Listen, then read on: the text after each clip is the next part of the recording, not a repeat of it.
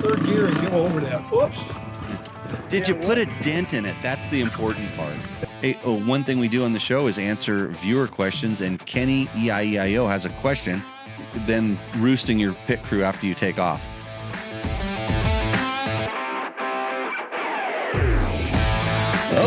Okay, it's Tech Talk, Taco Tuesday, episode number 292, according to the records that I try to keep.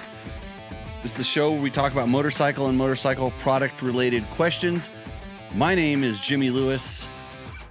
I'm a washed-up ex-motorcycle racer. Sometimes I'm a journalist. I used to teach people how to ride motorcycles, and now I have a podcast because I am a grandfluencer. That's right. I am a grandfluencer. This is a really important word that I learned today that allows me to explain what I do, because all you kids know how to push the start button on the thing. I hope the audio is working. This is really important. I didn't do my audio check like I usually do, and if there is an audio problem, somebody should do that. Bill says, was that you, Jimmy, jumping the Honda at Millville? Nice landing. Oh, well, thank you, Bill, for also going to be on the show here real soon. Yes, that was that epic. That's the catapult, but I did like a cha pull. I didn't do the whole ad. I didn't add the part of the chad, and that's why I landed in the hole. And big impact. It was heard all the way back in the pits, I'm told. And of course, Trevor got a video of it. And since I'm not ashamed, because that way I can tell you how I test suspension. Because a lot of us, maybe we don't have the jumping skills to just grease everything on the first try. So hopefully that if somebody can text me back and let me know that the sound is working. Oh, it is working. I just got a thumbs up from one of my guests who have hiding in, we'll call it the green room, but really it's a digital thing. But grandfluencer, that's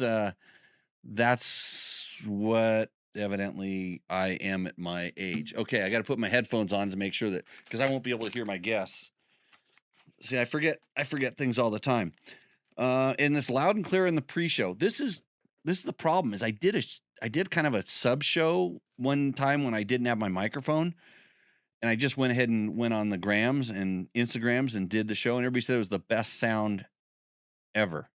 So anyways, all these wires, and I showed it to I can't show the show all the wires. I can't show everybody all these wires because the cameras are all fixed and stuff. The studio looks a lot better on the show than it does in the thing. So cheers, everybody. If you're wondering what the sipper tonight is, I got to show this to the camera as well. Tonight made a good call. I got the Contigo 1316. That would be some numbers in Spanish that I can't pronounce. 13016 or something. This is a really good call. I'm told it's double or triple distilled. So there you go. If you're out there in the chats, let me know. Say hi. I know we have a lot of lurkers. 11 million lurkers currently watching this, and that's why I'm a grandfluencer. Well, I'm not actually technically not a grandfluencer because you have to be 60. I'm not there yet. So with that, on tonight's show, I did a little thing. We have we're going to talk about our YZ250F riding impression, although we can't talk about it because we can't release the video till tomorrow morning. We're going to talk about Jimmy, that's me, selling some motorcycles, and I'm going to take all of the YouTube questions for the last 2 weeks that I neglected because I'm really horrible at doing my job. But right now, Trent Zimmerman says hi, and MX Bean says yo. Welcome to the show. Hold on, now I've got to figure out which button to push. I know I've got him over here. I've got a button over here. Welcome to the show. That's Bill Doherty, and Dean will also say hi. Hey guys. And that's Dean Taylor, and these are the lucky guys. They didn't win a contest. They weren't specially chosen out of any sort of group. Dean sent me a really nice email that explained that they really wanted to do Vegas to Reno, and they were kind of curious if there's any sort of collaboration they could do with Dirt Bike Test. I just happened to know this guy, Johnny Campbell, and I said, "Hey, Johnny, I got some old guys that want to race Reno to Vegas. You want to help them?" He's like, "Yeah." And so it happened, and you guys got to ride essentially a full-on JCR prepped Honda CRF 450X in the race, correct? That is correct. And then your riding coach, who is shown in one of the videos. So if you want to learn a little bit more about this, you want to get the backstory, go to dirtbiketest.com, and we have it's a web page. You have to type. It's weird. You have to go to www.dirtbiketest.com. Go in there, and there's Old Pros Racing does the Vegas to Reno, correct? Yes. And I've got most of the videos uploaded there, and I'm going to upload more because there's a brand new one that just dropped today that I was gonna grab off of the YouTubes here, and then I was gonna be able to play it on the show. I may be able to do this if you guys start telling long stories, and it gives me enough time to do something with my fingers. That's why we feel free to go ahead. I said that's why we brought Bill for long stories. Good. Feel free to interrupt me because evidently that's all I do to other people on this show. Dean and I are pretty good at that. Yeah. Well, you guys are way more talkative in person that I noticed when at the finish line. I had a lot of stuff going on, and you guys were super talkative at the finish line. And I remember it was a little bit like pulling teeth, which isn't that hard to do on old dudes, these days. When we were on the last podcast, but anyway, so how about a little whoever wants to take the realm, tell us how the race went.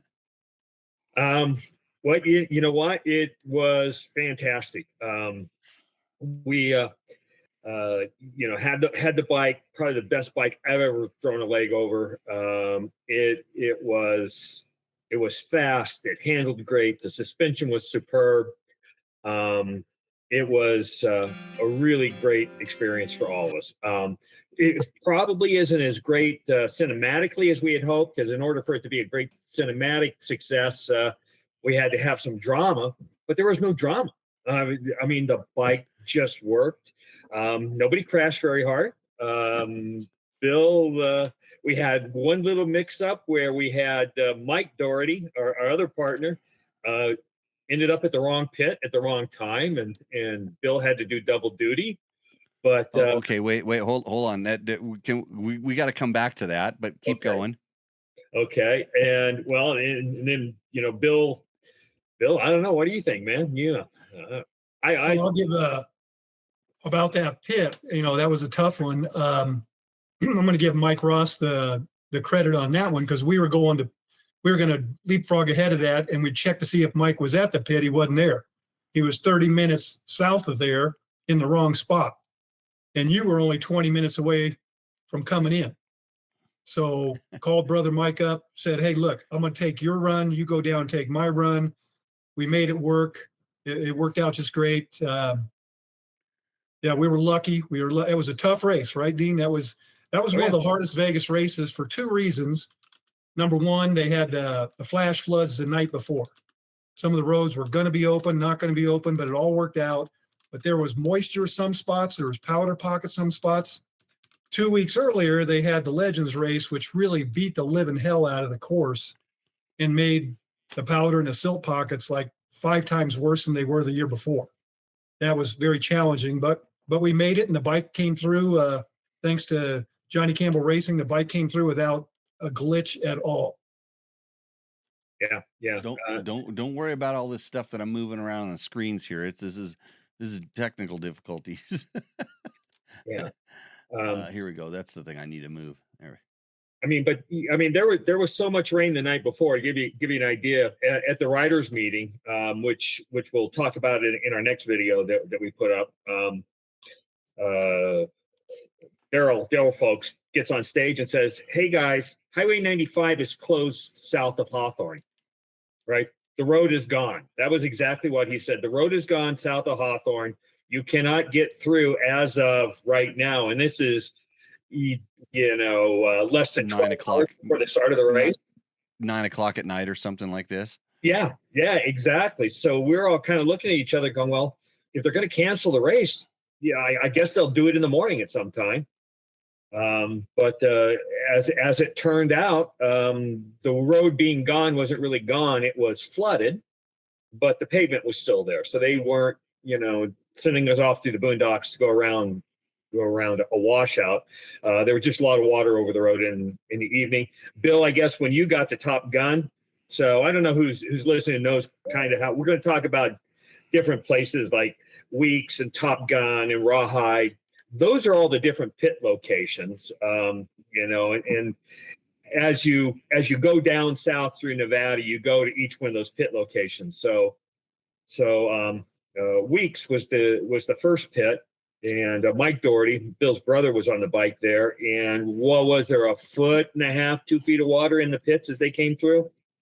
At Top Gun? At Weeks. Oh, when Mike Bill said came. that after Weeks, that old lake bed has got the reeds and stuff on it, that he said there was water everywhere. Oh, and there's Mike. Hey. Mike. Brought Mike in. Wow, look at that. He's Mike is currently at the Tennessee Knockout, correct? That's correct. Try to say hi to my good buddy Eric Pignard. He's right. He was right behind me a second ago. Yeah, and then tell Sean Finley he should have bought Dirt Bike Test yesterday while it was for sale. I'll tell him that. So he Mike says you should have bought Dirt Bike Test yesterday when it was for sale. He's laughing. What? So Jimmy Lewis is making a joke. So Mike was the third member on the team. Just let him hop in on the call. So what we have is Mike Doherty, Bill Doherty, and Dean Taylor, who rode the Vegas to Reno on the Dirt Bike Test / JCR Honda. And I kind of want to just kind of roll back. They're going to tell a little bit of their story tonight, explain a couple things. And Dean said is straight away, and even in one of the videos, his thing was, this is the best bike I've ever ridden.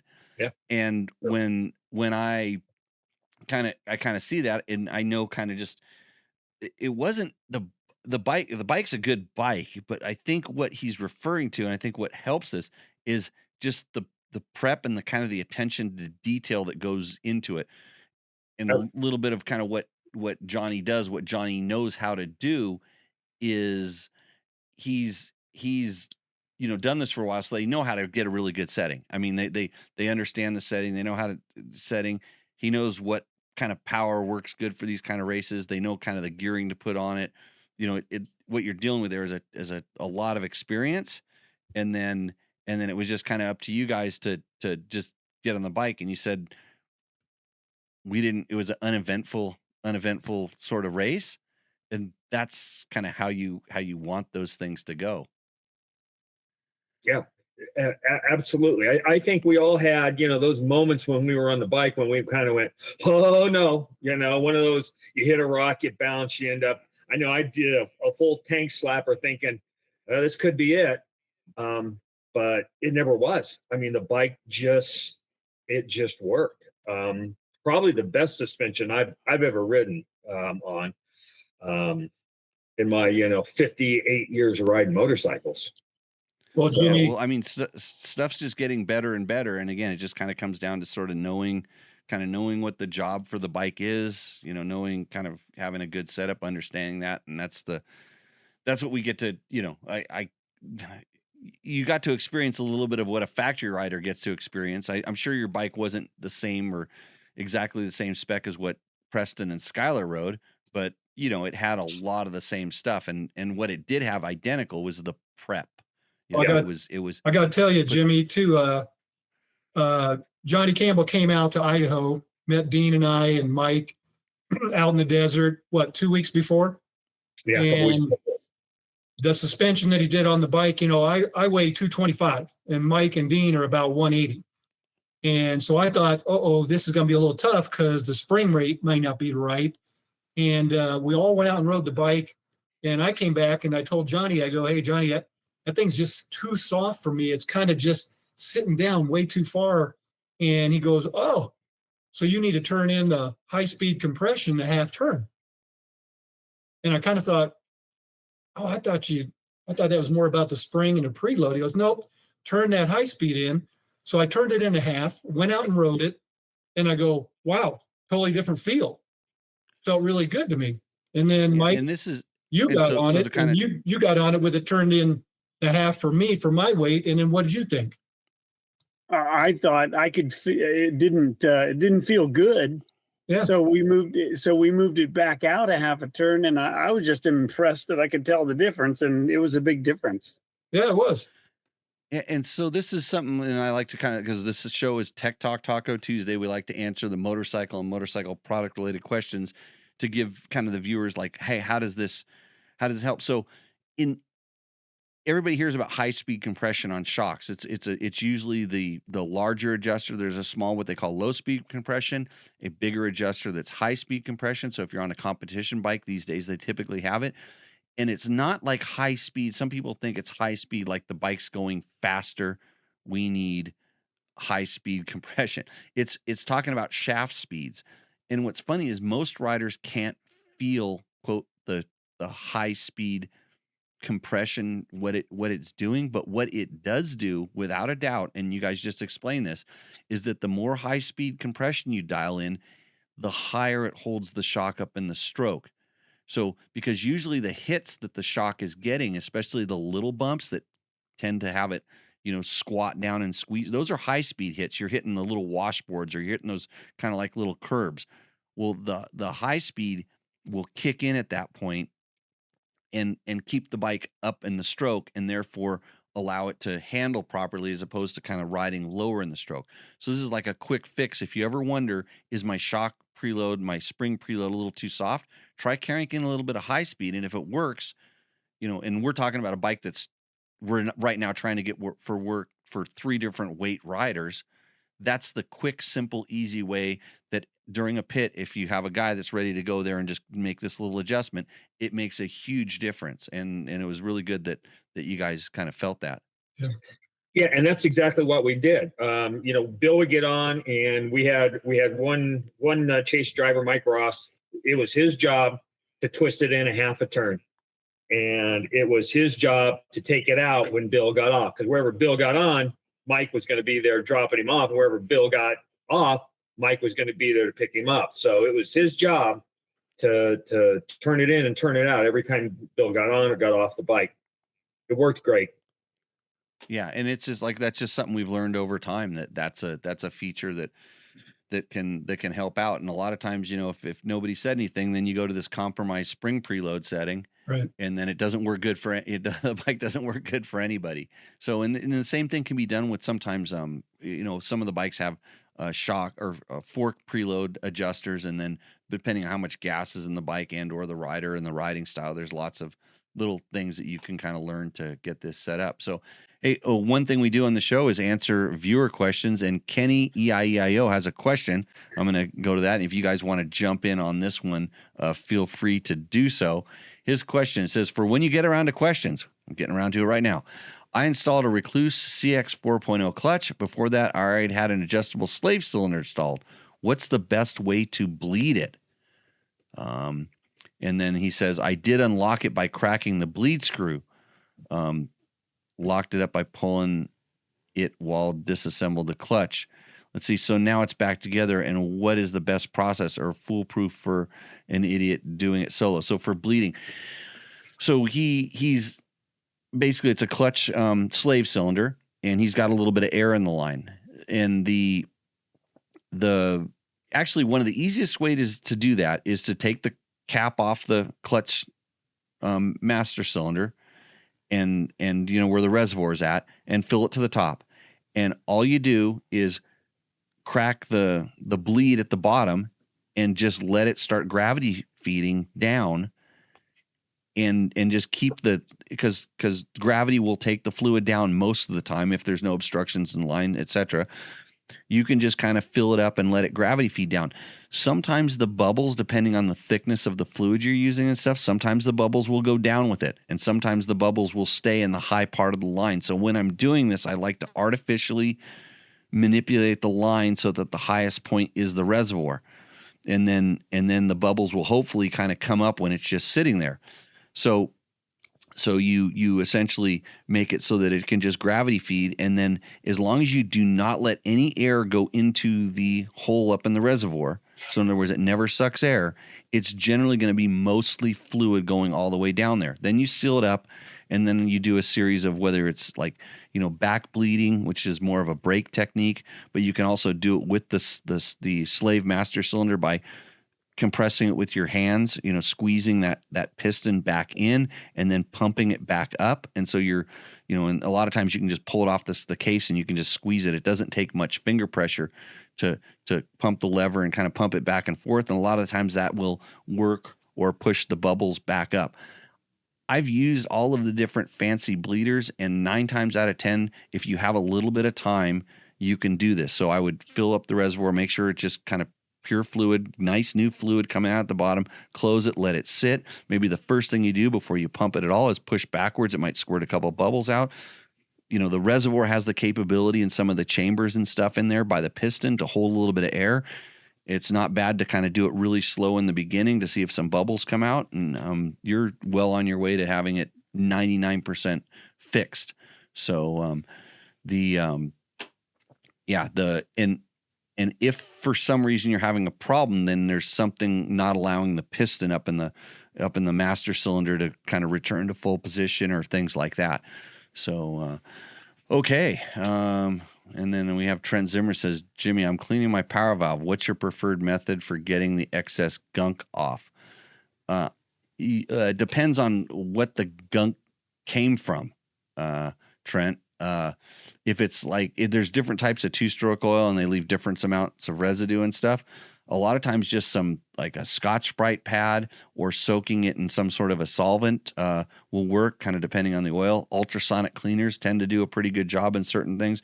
A lot of times I've just taken the parts and soaked them in like a simple green water solution overnight, and that'll really loosen the stuff up.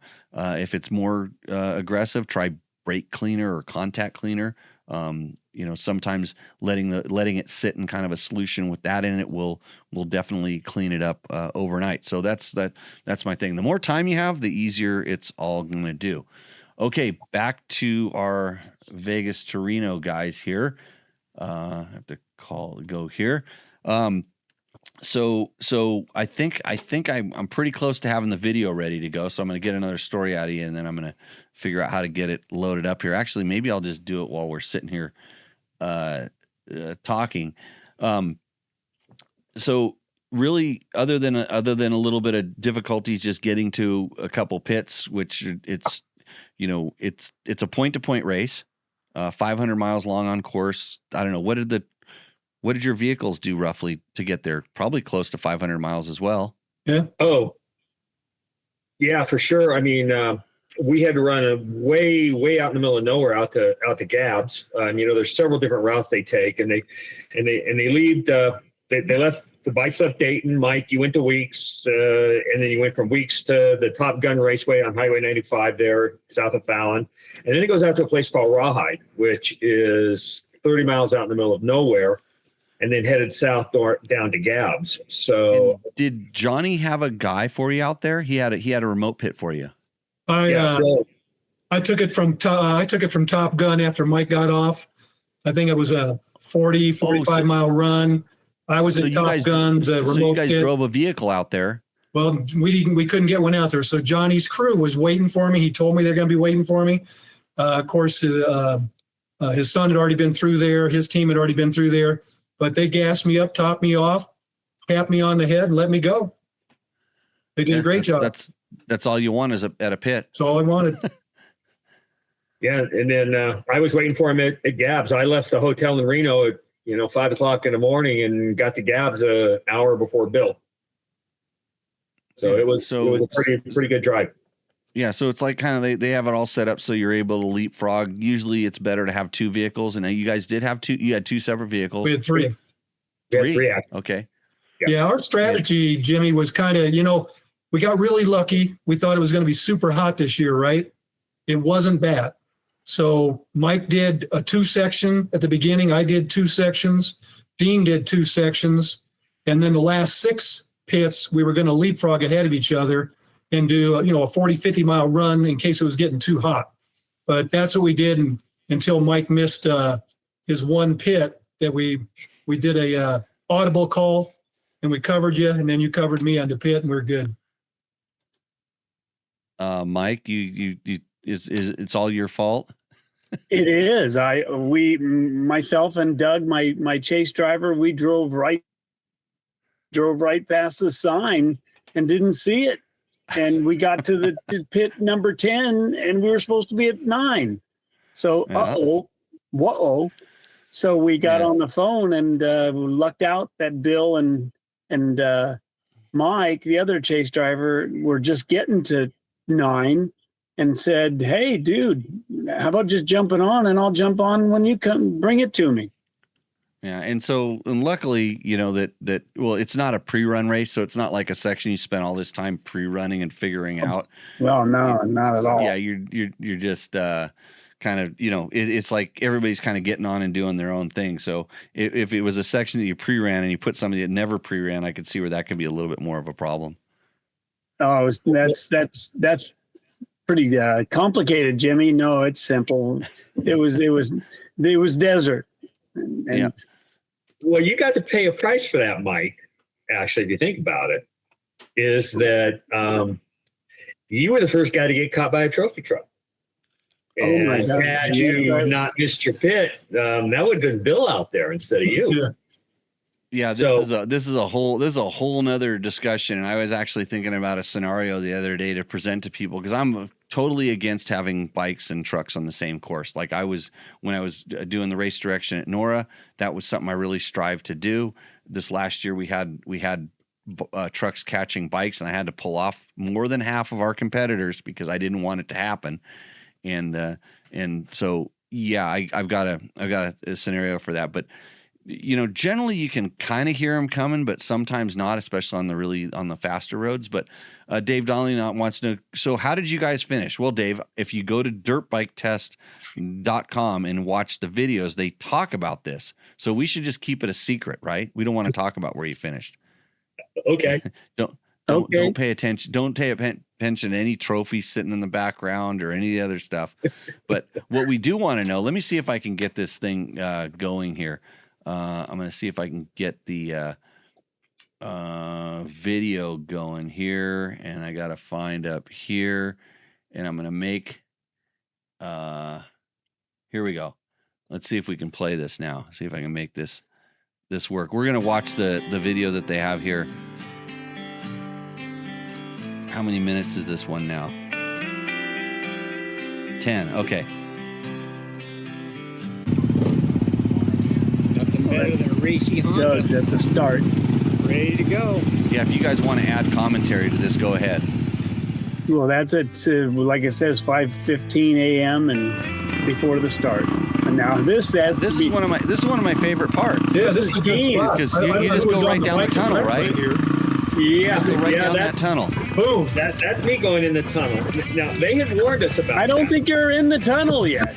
No, you weren't in the tunnel. Yeah, but hold on. That's definitely worth a little bit of a rewind, I think. I don't like to point out. We got to pull it back just a tad there. Yeah, here we go. Pick up that. I know exactly where this tunnel is, by the way. Yeah. So do I, for some strange reason. Just hit it in third gear and go over that. Oops. Did you put a dent in it? That's the important part. I ripped the seat cover. That's what I did there. So, Mike, we got to replace that seat cover. But yeah, I mean, they had warned us about that tunnel, and when I saw it coming, I go, I'm just going to hit it, right? I'm not going to do anything fancy. I'm just going to hit it. And just as I did, I let it flame out, and I swear. I tell a story in one of the later videos about how there was a guy in a quad sitting behind me, revving it up, waiting to get past me. Like he was telling me, hurry up, revving it like Martian. Yeah. Play that video back, there's no quad there. And I'm going, where then that guy that was on their side didn't come to help or anything? No, but yeah, I mean, but miraculously, I would say that, looking back, that's the only time I hit the ground. impression for me is the bike was solid. Unlike, You know, Dean, I there's something couldn't- on your I left was side. super excited Your and hand surprised fits how around it stable really it nicely. It's was. called a clutch. Because it was the highest speed. Pull that clutch Turns out, in and, when I look you know, back and I look at my it guy, doesn't I stall had my as easy. phone on Just me, say- just so so I you know. tracked all 3 of my rides, you know, and I'm my still highest learning. speed was 82 I- miles you know, an hour. Now, One of these days, I granted, hope it I'm was dressed only out of for the a novice second. class. But Well, Jimmy, you were I talking was too about just this video we're excited doing. that We the tried to bike do was a super before, how we got stable. ready. Oh, John, hold on a was second. the You're steering wait a minute. damper, I was the think geometry, your was it- sound might not I be don't running know, into but the it just show at was. this And moment. it Let me was see if I can fix flush. that. I can probably mess it makes up, my but bike feel I like could a There also. is no sound on the piece video. of junk. Okay, I'm gonna which try to bummed fix about that right because the good now. Suspension is so impressive.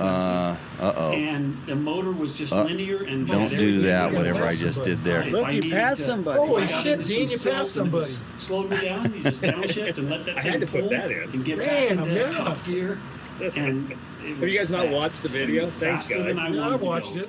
And fun, really fun. You mentioned downshifting. I noticed that when I downshifted, This is not a high I speed think the bike section. settled better for me because if I tried to Well, ride look in at a me. higher In all gear kinds of and different lug it, lines.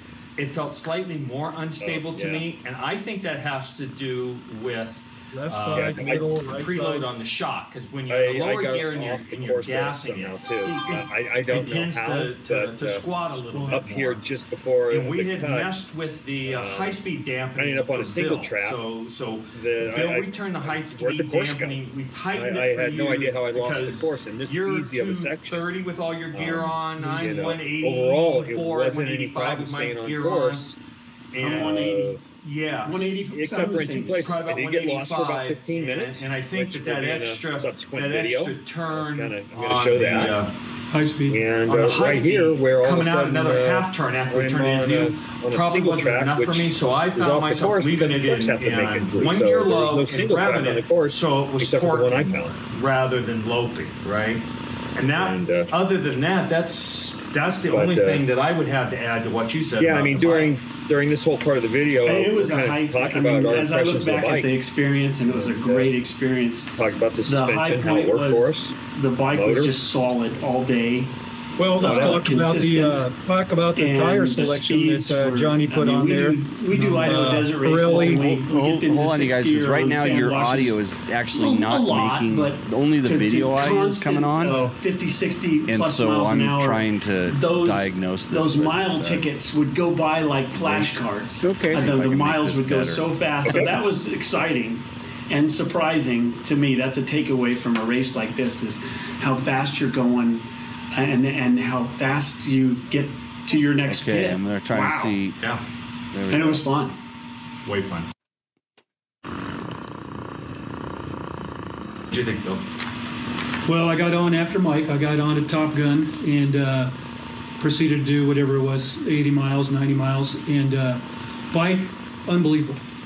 As we all said, you know, I'm the heaviest guy, so Johnny taught us to turn in that high speed a half. He told me to try a whole, but the half did pretty good, and the bike kind of lifted up for me and gave me everything. Not once did I worry about the stability and the suspension. In fact, I was in 3 oh shit moments. In the oh shit moments, I'm the one that cased the rim. I hit something and the bike deflected, but I kept the gas on and it straightened out. And I'm starting to be a true believer in great suspension can save your ass. And I know I had 3. I did push the forks down all the way to the end. I felt it hit one time when I hit. You know, we had the monsoon washouts, and you're going high speed down the road, and all you see is what went across there, and you see a 12-inch, 15-inch lip. And I was like, oh shit! Sometimes I hit it with the front, sometimes I lifted up the front wheel, hit it with the back. But every time I did it, I go, wow, bike just stayed right where it's supposed to stay. And I was amazed at that. I was amazed at how plush that suspension, progressive it was, even for me at my weight compared to you guys. And Mike, you and I talked about that when we were driving about, you know, we jump off our bikes. We get so used to our bikes that are set up for just us. And I'm a tall guy, and I weigh a lot. So I do a lot of things to my bikes different than your bikes, but we get on a different bike, and we have to get comfortable with it right away. And this thing was so easy. so easy to get comfortable with it. I never, other than you bending the brake pedal, I remember my foot going, man, how come that brake's so far out? Other than that, I never had to think about the bike. The bike did what the bike was supposed to do and more. And when we look back and we debrief on this thing, that's pretty impressive. Okay, I'm going to go ahead and pause there. Go ahead. You can go ahead and talk there and see if you come through now. Okay. Dean, you had a couple nice spots there. You passed a guy. Is it? Are you guys hearing it on the video now? No, we still hear the video. You only hear just the video. Yeah. No, I'm not hearing the video at all. Well, right now because I paused it. So let's see if we keep talking.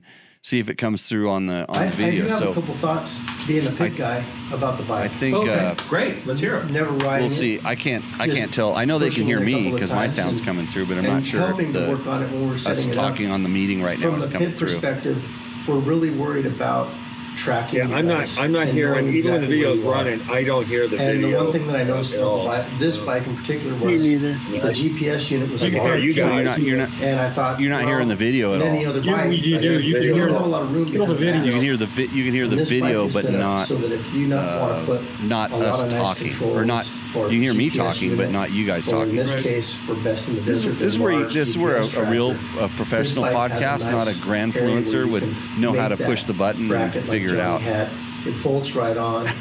The mount is right there on the triple clamp, and that was really important.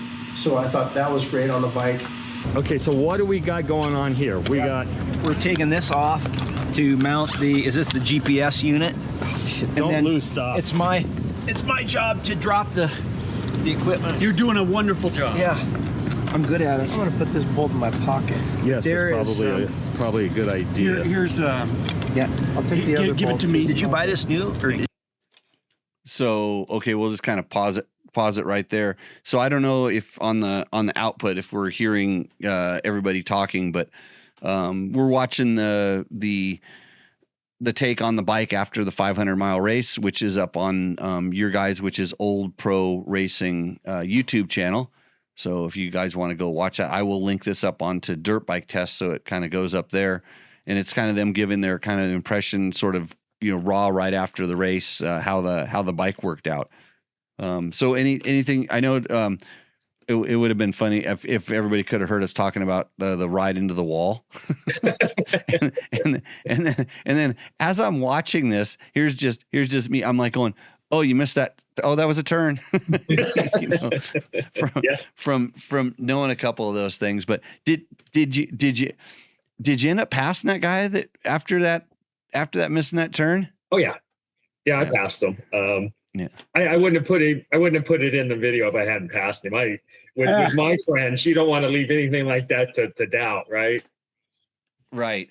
So, but anyways, let's see what else we have here. I think we have some questions. Oh, it's Cody says I can hear the voice and everyone talking. Like you can hear it now, but when the video is playing, could you hear that? So at this point, I'm gonna talk real quick to Trent. He says he's about his power valve cleaning. He's using an ultrasonic cleaner with a ZEP. He's maybe got 50% of the way off. So yeah, let it sit overnight, and that'll make a big difference. The other question you have from Tucson Dawn says, "Howdy, I bought a 26 YZ450 FX. Good job, Blue Crew." There we go. This show is brought to you by Yamaha, along with a bunch of other sponsors that help us get this done. Hair scrambles and single track and love it, but it has a tendency to overheat even with the GYTR fan. Hell, what else can I do to keep the temps down? And P.S., I'm not going slow. So Tucson Dawn, I would wager more than I can afford to lose that the reason it's heating up is because you are using the clutch to reduce the power. And a lot of people disagree with me when I tell them this. And I say, I can prove you wrong if you would just A, trust the torque of your motorcycle and quit using it, but B, make a real concerted effort to not use the clutch. And if you're worried about stalling, downshift. And because the majority of engine heat, especially in faster stuff, is generated from guys that are kind of using the clutch. I ride mine all the time in, higher speed, hot desert terrain, and I've never had it overheat at all, and I don't use the clutch. So that would be my first. Thing to recommend. Try doing the clutch. If not, at that point, you can go to some different things. Like there's different coolants you can use. I use some stuff called water wetter. I don't use like the Evans or those complete coolant replacement stuff. I like to use stuff that I can, if I have to pee back on the radiator to make it work, I like to be able to do that. But anyways, I use this stuff called water wetter that helps a little bit, but it's never going to replace trying to keep the motor down. So Dave Donnelly, we were 4 over 60 expert teams and we got second place. Oh, Bill, you gave it away. Felt bad for the poor guy. And so Tucson Don says that actually makes perfect sense. Well, thank you, Tucson Don, because I have the habit of answering 9 out of 10 questions without referring to a reference manual. Of course, you got your answer for exactly what you paid for it, for free. Always remember that. And Jimmy Cromwell says he's ending his birthday watching Tech Talk Taco Tuesday. Well, happy birthday. I'm glad we could deliver some, I don't know, enjoyment, pain, suffering. At least the sound works tonight. So on the show tonight, we have our old pros over 60 team that raced the Vegas to Reno, Mike Daugherty, Bill Daugherty, and Dean Taylor. And we're going to kind of watch the last couple minutes of their video here. Hopefully they're not dropping parts on the ground. No, this little mount up, dude. That mount is hold on. Where did this mount come from? That's what I'm saying. It is. He's airborne. Yep, I'm flying through the air. This is not good. Loaned us. Here we go. Here's the washers. But I'll play that again. But everybody gets embarrassed around it. So I had to go buy one this morning. I was going to say, how come the washers are different? I don't think we're going to need those bolts or those nuts. These are threaded. Or they're threaded? Yeah, those the GPS those are threaded on the But you might want to put the nut on the other side anyway, just for safety. If it comes all the way through, I bought blue Loctite, so we have blue Loctite also. Because we don't want it falling off. Yeah. The airbox setup was perfect. How Mike's set up the to pull the filter cover. The filter skin. The filter skin. It was perfect. So there's a couple little features for guys that are racing or even just play riding. The bike has some fit and finish aspects to it that, from my perspective, are really nice. When did we pull the filter skin? I pulled it. It was around race mile 400. 400? Was it around 400? Yeah. We went And that did you far. pull it all the way out, right? Yeah, that puppy just went Yeah. right out the back. Mike made I it wish I anyway. would have saved it. It was in my truck. I threw it in somebody's truck. We were It was talking in my about the truck. filter skin. Yeah, so anyways, we've got another video coming up. Oh, in the here. mix. Welcome, boys, to the finish There we line go. of the 2026 Vegas to made it. Reno. How was that? It was fantastic. We had a great time. We had a great Smile, say it. yeah. We're probably the oldest team out here. I'm 69 years old. He's 68 years old, and we just ran 505 miles across the desert. Well, that was exciting. Yeah, so there's your video. Like I said, I'll link that up on Dirt Bike Test and keep adding to the collection as we go along. But kind of to roll it back and think about kind of the reason for doing it is just kind of like to just give people a little taste of, hey, what is it like to have a really well prepped bike? I think you guys explained that nice in the video, and then just kind of going through the, we talked on a couple podcasts before about just some sort of race strategy or just common sense things that we think it's common sense, but then when I was out there kind of watching some guys go in and out of pits, and I'm like, why, when you're in 20th place, are you skidding into the pit, almost crashing into your crew, making them move down to where you finally stopped, and then spilling, throwing a temper tantrum sometimes, and then roosting your pit crew after you take off? Did you get to watch any of this? Yeah. No. Go ahead. No, we have our pit stops were pretty well planned. We didn't do anything stupid. No, not your guys. We briefed you on this. You got to remember, we're over 60. We don't get too excited about that stuff. Yeah, I was talking about some. You got to be around some of the amateur teams. Oh yeah. I think he's asking if we witnessed any of that, Bill. I didn't see any. Yeah, well, but I believe you're probably right. I mean, you got a 25-mile-an-hour speed zone coming in. You can't come in hot, and you're going to get penalized if you go out hot. So they're not even thinking. Oh, I like I said, the one pit I was at, and they were only going 25, but they tried to do it like a Formula One pit stop. Yeah. And they're not Formula One drivers. Right. Like I said, skid right past where the guy's standing there with the dry brake, and he has to walk 5 steps to go put it in. And then, there's stuff. And, the worst one. And if you watch the pro teams, the rider is off the bike before it comes to a stop. He'll actually kind of hop off and side saddle and be, it's something they practice just like anything. And so I was just kind of, you guys are on a little bit of a different pace at that point. But when you kind of watch some of the other teams come up and the guy's going to get off the bike and he's still sitting on the bike when the dry brake goes in, and then he has a hard time getting off because, and then knocks the bike out of balance. Dry brake starts spilling fuel all over the place because nobody's holding the bike. Hey, Dean, tell him our process. It went really well for all of us. Tell him what we do. Yeah, I mean, we came in and we rehearsed it. We come into the pit, whatever side the truck or the pit was on, where the gas can was sitting, the rider got off of the other side and held the bike with one hand, held the handlebar with one hand, and dry brake, in and out, guy gets on and rides away. I think we had pits that lasted 30 seconds. What about the communication? Communication, yeah. I mean, as we came in, it was bikes running great, nothing wrong. Watch out because there's a lot of cross grain, or there's ruts, or it's muddy, or whatever. I don't remember a single word about anything being wrong with the bike whatsoever over the whole 500 miles. So it was just, it's going great. Be careful, have fun, don't get hurt. And you guys did the whole race on single set of Pirelli tires. Single set of Pirellis, yes. Yep.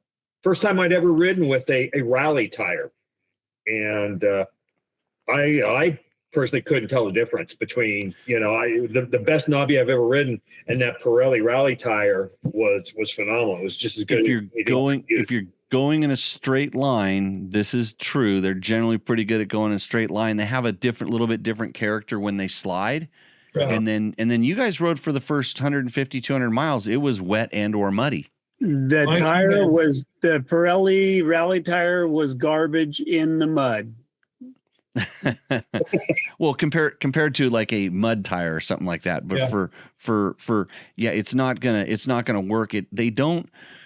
They're like I said, they're designed a lot for durability, and it's even when it's brand new, they're never going to be as good as like a tire with a taller knob block and a different kind of shape and pattern to them. Yeah, but it was the same. It was the same tire that Preston and Skylar rode. They went through 2 rears. Of course they're spinning it a little bit more, but it didn't really. I mean, at the end of the race, when I looked at your tires, they didn't really look that bad. I was kind of surprised at how nice the front one was.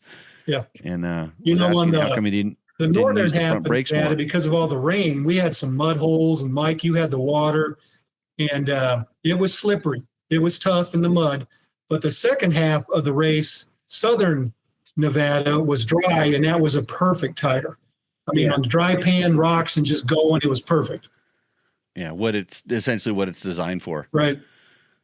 So, let's see. What do we say here? Kenny says the shadow capture in the video is gold. What is that? That's beyond my technical skills here.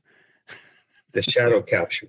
I don't know. I don't know what he's talking about. Explain. See, and he says those young Gen Xers. Boomer. I'm a boomer here. Boomers.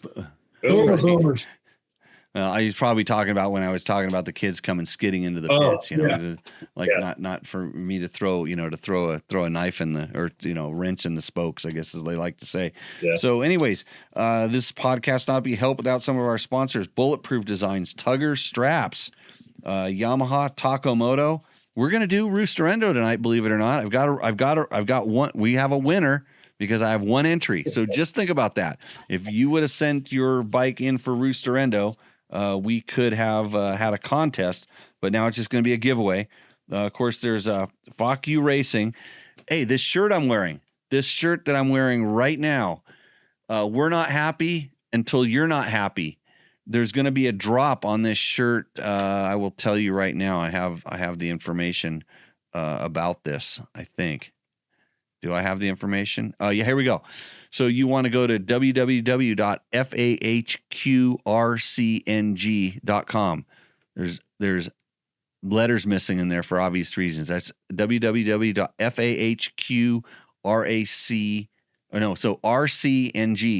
no A. On Saturday morning, September 5th, if you want to have this particular jersey, the Fuck You Racing We're Not Happy t-shirt and Fuck You Racing, not available in stores. So just in case you wanted to know. I gotta have one. The We're Not Happy Till You're Not Happy. and I got it. Oh, I can't take it off because I got my earphones on. I got a hat that has another real interesting saying on top of it. If you want to zoom in and look at that, that's on you. I think it's the. I'll check it, see what the hell it says. What does it say again? Oh, it says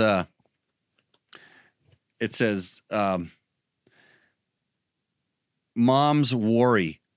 This is the Las Vegas, Nevada chapter. Yep. Only Jerry can do that. And the segment where you pay me to not read an excerpt from his latest book, Kids That Lived. I have one picked out. I have a poem here that's picked out that I could, just do a little reciting, and we'll see how that goes.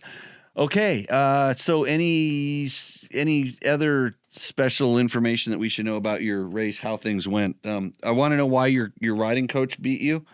Yeah, Miller. They cheated. Yeah, that guy. They cheated. We were definitely the best team out there. Wouldn't you guys agree? I think we're better looking, Dean. I think we're better looking than Jeff and his team, but they were a little bit faster this time. Oh, were they? Yeah, I mean, Jeff's a great rider. He put together a great team. We rode to the best of our ability, and we all wanted to come home in one piece. What other excuse can I make? I am 9 years older than their average age, so that doesn't help. If you figure I lost 1% for every year I got older than those guys. Yeah, and so just tell everybody, warn us of when you hit 60, which that might happen pretty soon here. I got a couple of years, but warn us about what happens when you go from 60 to 70 in your riding ability.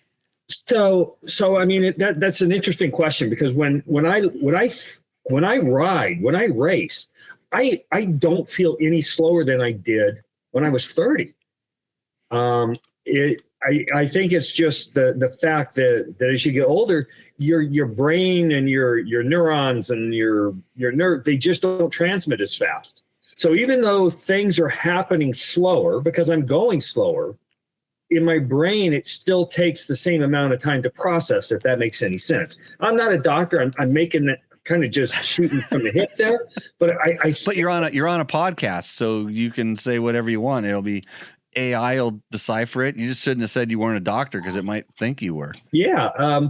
But for me, I honestly think, I can hit that triple. I can go just as fast now, and I am going as fast as I was then, but the lap times tell a different story. Yeah. It's weird. I don't know, Bill, Mike, you guys, what do you think? Well, I find it funny, Dean, because you're 69, I'm going to be 68. Mike's a young buck at 64, but the difference is Vegas to Reno race, there's times you're 6 speed capped out, right? But at our age, you start thinking about, if I go down doing 75 miles an hour across this lake bed, this isn't going to be pretty. And so you start really paying cautious. If you're younger, that never comes into your head.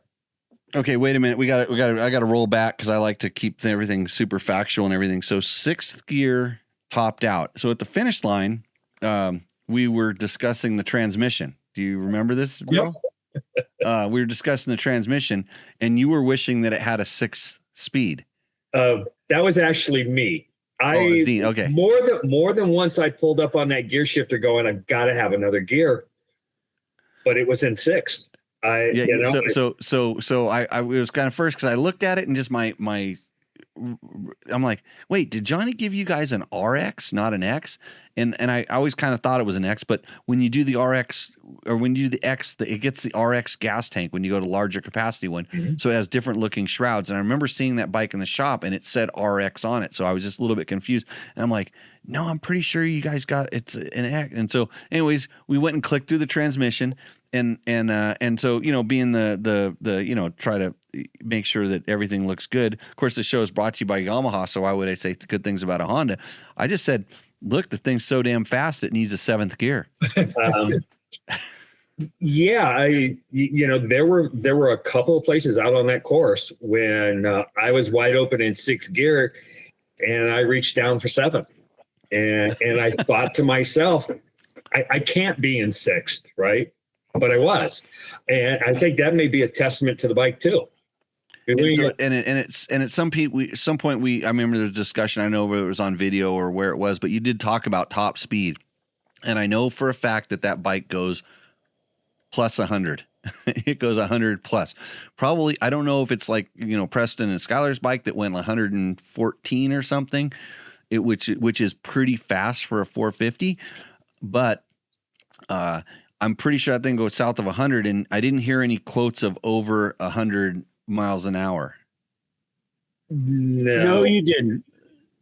Because so I just like pointing this out to people. Sorry, because BM Echo wants to know what size sprockets you guys were running, and I'm pretty sure you guys were 1448. Yeah. I think it was probably a 1448. I mean, I go downstairs and look at the bike. It's in my house, by the way, downstairs.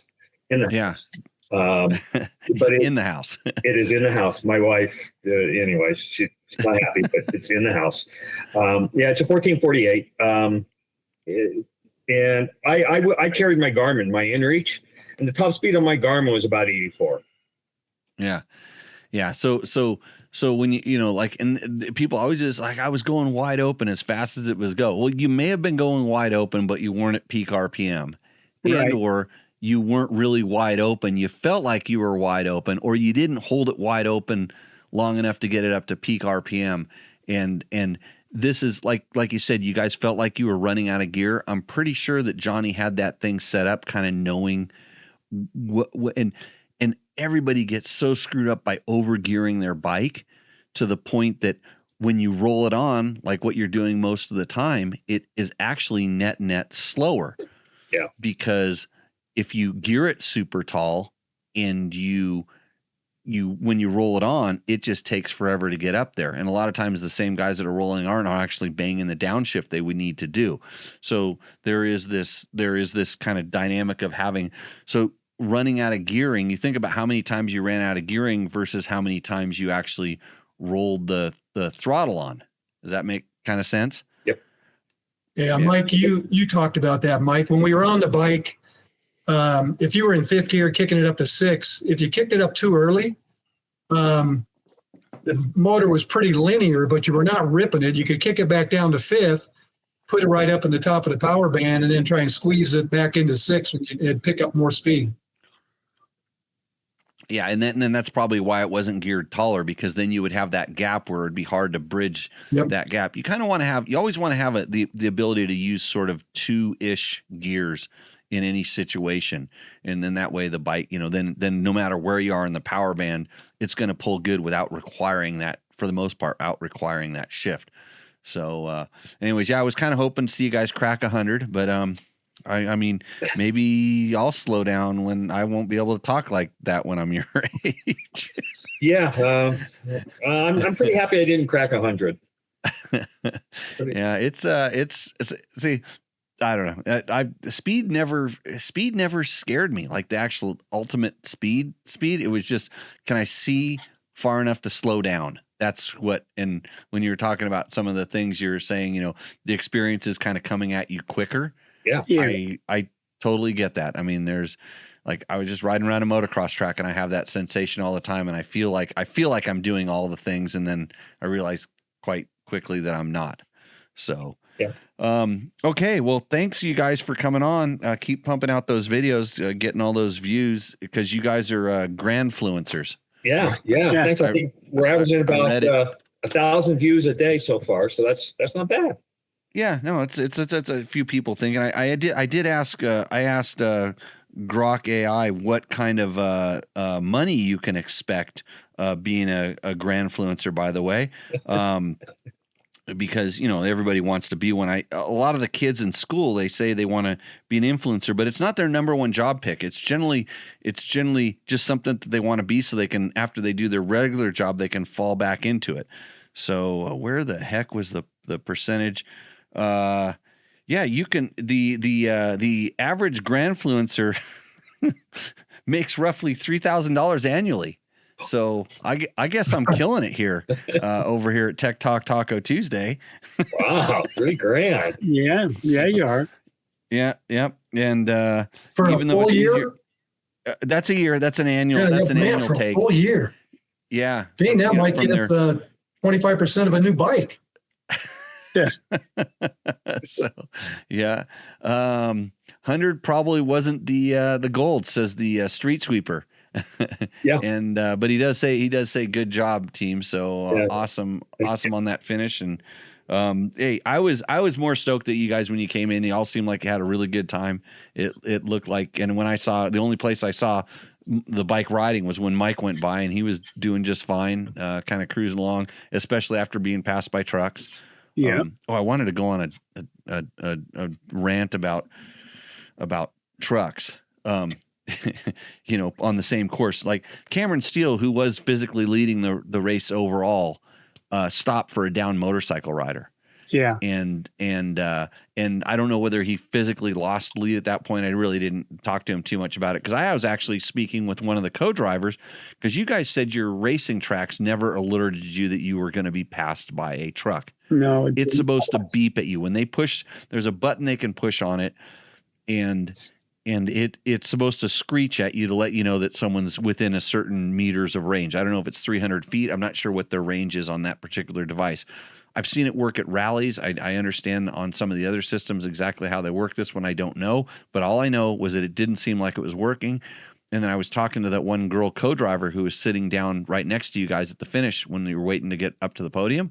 And she's like, I pushed it every time and they just weren't getting out of the way. And I kind of believe her, because they don't want to run stuff over. But just imagine, and this is the scenario I kind of like to pose to people that are thinking about doing a race like this. And you guys were so close to not being caught. You're probably like 3 miles per hour average speed faster would have kept you in front of the trucks. Okay. But if you're like riding along and you're making a little bit of dust, and one of these trucks is approaching you at the speed they go, let's just say they're going 115 miles an hour, which they go 140, but let's just say 115. And you can see them pinging on the tracker going that speed all the time, and you're doing your 84 miles per hour, whatever it is. So you're dealing with, at that point, a 30 to 40 mile closing gap speed.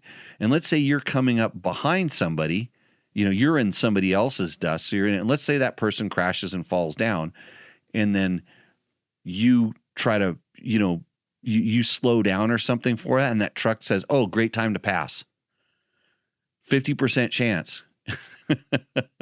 Yeah. 50% chance they go right over the top of, whoever's out there, the next guy. And this is what honestly scares me about those situations. And that's on a place where you can get out to go past.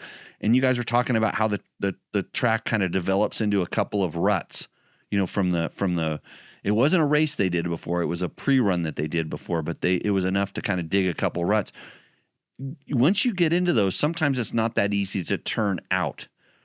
But there's also other times when you're riding, and let's say whether it's down in Baja and you're in a field of cactus, or there's a fence line that you're kind of stuck up against, or there's some sort of physical barrier to prevent you from getting out of the way. Well, in a lot of the racing over here, the code is if you don't get right out of the way in the car that's in front of you, they nerf them.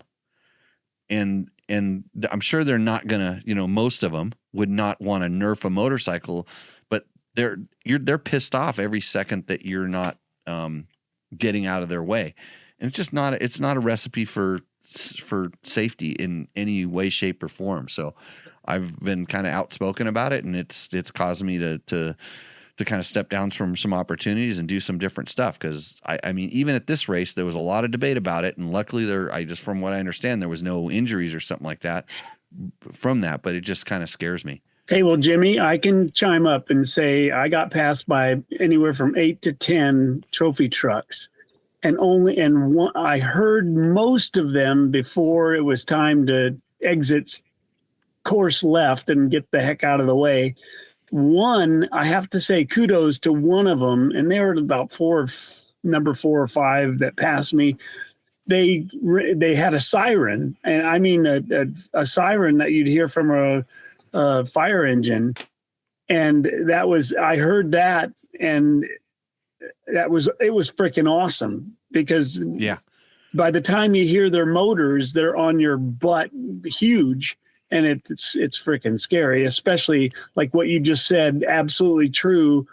Sometimes it's a rocky situation, or you can't get off the course safely. Yeah, and they're like I said, they're approaching it. The speed differential is so huge and it's not. It's not the top guys; it's the slow guys that are getting past. And evidently, they pulled off. They would not allow a whole bunch of racers to not continue at certain pits because they become too far back, and then it was going to be real problematic. I mean, good for them for doing that. But man, how would you feel if you'd spent your $800,000, just in entry fees to go and do this race, and all of a sudden it's like, oh, you can't go any farther. Yeah. And that's not the necessarily the goal there, but yeah, difficult. Yeah. And so, I got passed by 2. I rode the last 25 miles in. I got passed by 2 trucks. I didn't hear either one of them. I never got an alarm. I didn't know they were behind me until they passed me. I didn't even hear them coming up. So hey, where I was out in the desert where I saw Mike go by, and once the first truck went by, every rider, and there's probably like, I don't know, from that point there's probably like 7 or 8 riders between the first one that had been passed by the truck and then when Mike came by, rubbernecking. They were looking back as much as they were looking forward, and I'm sure it was some kind of scary moments, but yeah, that people are like, why don't they just race on 2 different days? If you dealt with the amount of volunteers and the costs of the people that are being paid there, i.e. medical staff and safety and road crossing, just things like this, they just shouldn't be racing on the same courses. As much fun as it is to go fast on a course like that, it's not really a motorcycle course. That's true.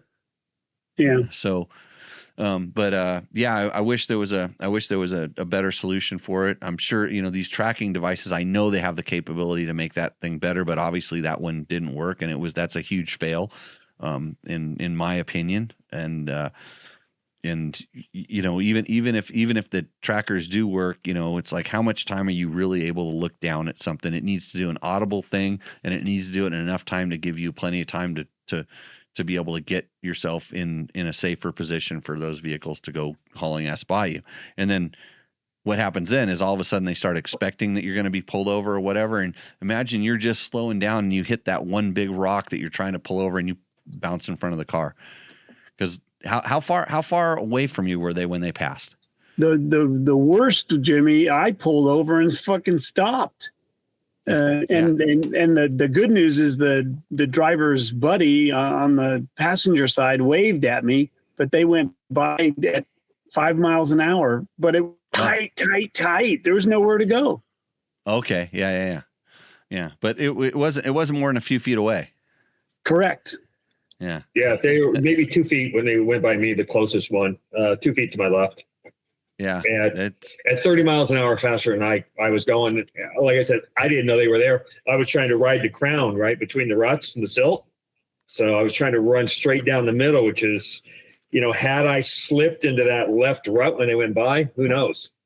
Yeah. Not good for them. If you're riding in the middle of the course. Nope. But hey, Jim, I want to invite you to come race the cornfield race with us this weekend. If you're not doing anything, we're going to the National Grand Prix in Preston, Idaho, where the farmer mows down his cornfield. And have you ridden it before? Yes. Oh yeah. Okay, you have. So you do know about the curbs and the uneven ground in the cornfields. I didn't notice them. Oh, did Okay. What about it? Well, I don't know. Just generally, I did, and I'm just talking for some people that raced it and stuff. There's a lot of undulations and curbs and stuff in those cornfields that it seems like the best thing ever, and then you realize it's like it's. I've raced across cornfields in like Iowa and a couple other places, and it was worse than UTV bumps. It was like, oh, this sounds like a great idea, but unless they go out and till it and everything like that, you're dealing with the bumps that are kind of out there. Yeah, maybe he told. I don't know, Mike, Bill, you guys ridden it too, so I thought it was a blast. Dean, Yeah. you and I went handlebar to handlebar all the way through the cornfield. You passed me, I passed you.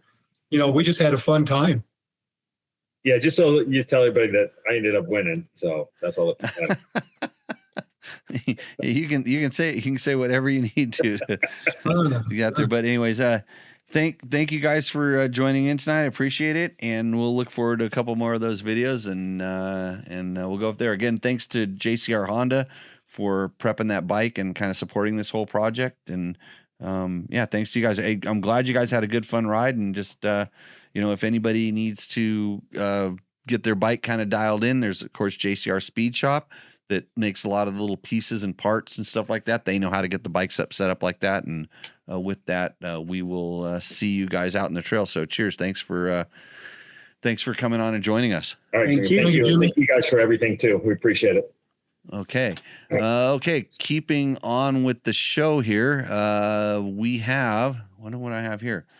San Felipe Bob says old guys rule. That's nice, Bob. Thank you. And then, racing with buggies out there sounds terrifying. So let's see. I'm gonna mute these so we don't have any other issues on the call. I was going to. What else was I going to do? I had some notes here someplace.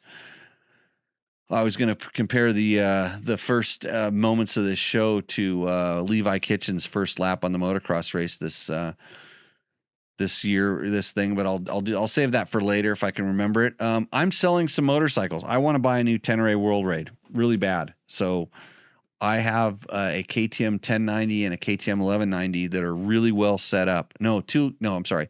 I'm keeping my 1090. I have two KTM 1190s that are very well set up that if somebody's looking for a good deal on a really well set up bike, hit me up. Let me know, Jimmy@dirtbiketest.com. But we need his and hers Teneres. My wife doesn't know that, but she will find out pretty soon that's going to happen. But probably should sell some motorcycles in the short term. Also, again, if you are interested in a shirt that says "We're not happy till you're not happy," you can go to fuckyouRacing.com. If you can't spell it, just search it out on the Facebooks or something. There will be an official drop. Before I was going to give you a discount code or something like that, but there's no discount codes available. You just have to nut up and buy two, and maybe you can get two for the price of two. Good deals. I'm going to answer some YouTube questions because we have a YouTube community because I'm a Grandfluencer. And I answer all of the questions that come at one shape or form or another because I don't have time to type all the answers out. I just do it here on this show. And on our 2026 Yamaha WR125 riding impression, of course, this is an off-road focused riding impression. Experience Pureness says the reason the WR125 isn't available in the U.S. because Japanese motorcycle dealers in the U.S. often refer to products available in Europe, where motorcycle regulations make 125cc bikes legal for beginners. In Southeast Asia, Yamaha offers the WR155 with similar features, but equipped with a 155cc engine, roughly 8 to 9 pounds lighter when converted to USD. It costs about $2,300. It's kind of sounding like this is a AI generated comment for some strange reason, but I know a little bit about this because I am going to do a modification to our WR125, and I went down the rabbit hole of bolt-on kits available down in the Asias, by the way. So don't be surprised if I get a really good kit with a bigger throttle body and a cam and you have to grind some stuff and cut some things, but it no different than my XR100 days. Trust me.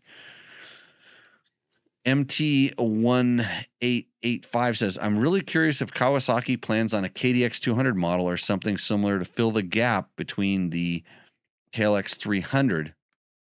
I'm sure it would sell as I like the new KX 327X, but I'd like to have a 227 or similar with a 6-speed. I don't know what Kawasaki plans to do. I know they're planning on releasing that that 327 sometime soon too. They brought it out. They brought it out to Loretta's Lens and did a lot of starting it up and a lot of panic revs. And I've heard that people here have ridden it. So that was new news to me, but we haven't seen anybody riding it that's recognizable. Okay. So Patriot Logic is talking about our 450 off-road shootout and says, get a new scale, brother. He says, you are 260 to 280 pounds. He's talking about our test rider, Brent Farrell. He says, be honest, I'm 6'4", 250, and it's rare to have opinions of taller, heavier riders. Bike setups and ethos would be of interest. That's why we have a diverse group of guys riding bikes. Let's see. And Clippers 849 on our 450 off-road shootout says, 90% of the time I'm touring behind my kids on 70cc bikes. What I would love to buy is a bulletproof air-cooled trail engine like a 500, but put in a properly engineered chassis like a modern 450. I bought a 2024 Honda CRF 450 RX, and it's amazing, but in reality, it doesn't want to ride slow behind the kids. And frankly, even by myself, it's way more than I needed. A CRF 500X or something, just air-cooled. Well, what's Clippers 849. I'll pass that along to Honda's R&D department. The crazy thing is I've believed the same thing for a long time. What you need to look at is maybe they don't really make a 450, but maybe some smaller ones, and you'd be amazed at how capable some of the 300 cc 4-strokes are. And some of the, I don't think too many of them are air cooled anymore because of, and it's all because of emissions. You can't get an air cooled bike to start and run efficiently, mostly start, because it's, I don't know. Actually, I don't know why it wouldn't start, but with the fuel injection, it was better. I mean, it was hard to get them to start and be clean and be able to pass emissions. Like starting a motorcycle is very difficult to make it pass emissions because whether they're putting catalysts or however they're kind of cleaning that thing up. And I know off-road bikes technically don't have it, but generally off-road bikes are based off of something that's on-road. And look to China. China may be building you kind of the bike that you're looking for. I just don't think you're going to get the air-cooled thing because that is they're hard to. I think they run in such a wide. An air-cooled bike has the capability to run in such a wide temperature range without really serious stuff happening to it, i.e., boiling it out of the colon and dying. That it's just not. It's not feasible. It's easier to kind of control the motor temperature, which would help allow better fueling. Is my from a distance understanding of why some of that stuff is the way it is. So Canyon Horseman says, I have a 2020 KTM 85. Well, awesome, dude. He said hello as well. And Becky Parker threw up a T. I don't know what that is. Gary Drummond says, rumors of a 900 triple Tenere coming. Okay. I haven't heard that rumor, but sounds good. And Jennifer Morton wisely says an XR 400 for following the kids.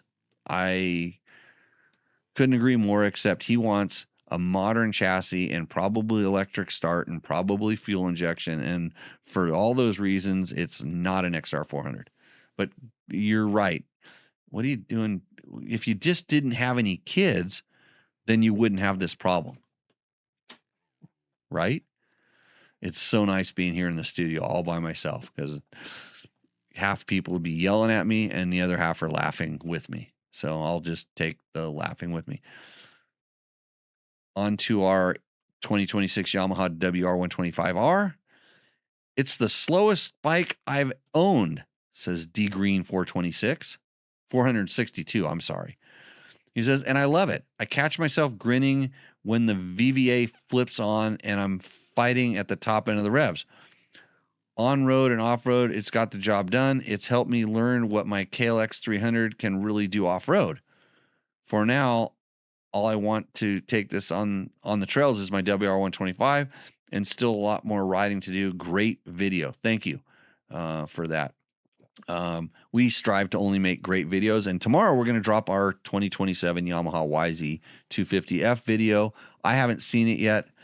I'm pretty sure that Trevor is going to just put a bunch of clips of him shredding the Club MX facility, so we can just put all the other media content producers to shame.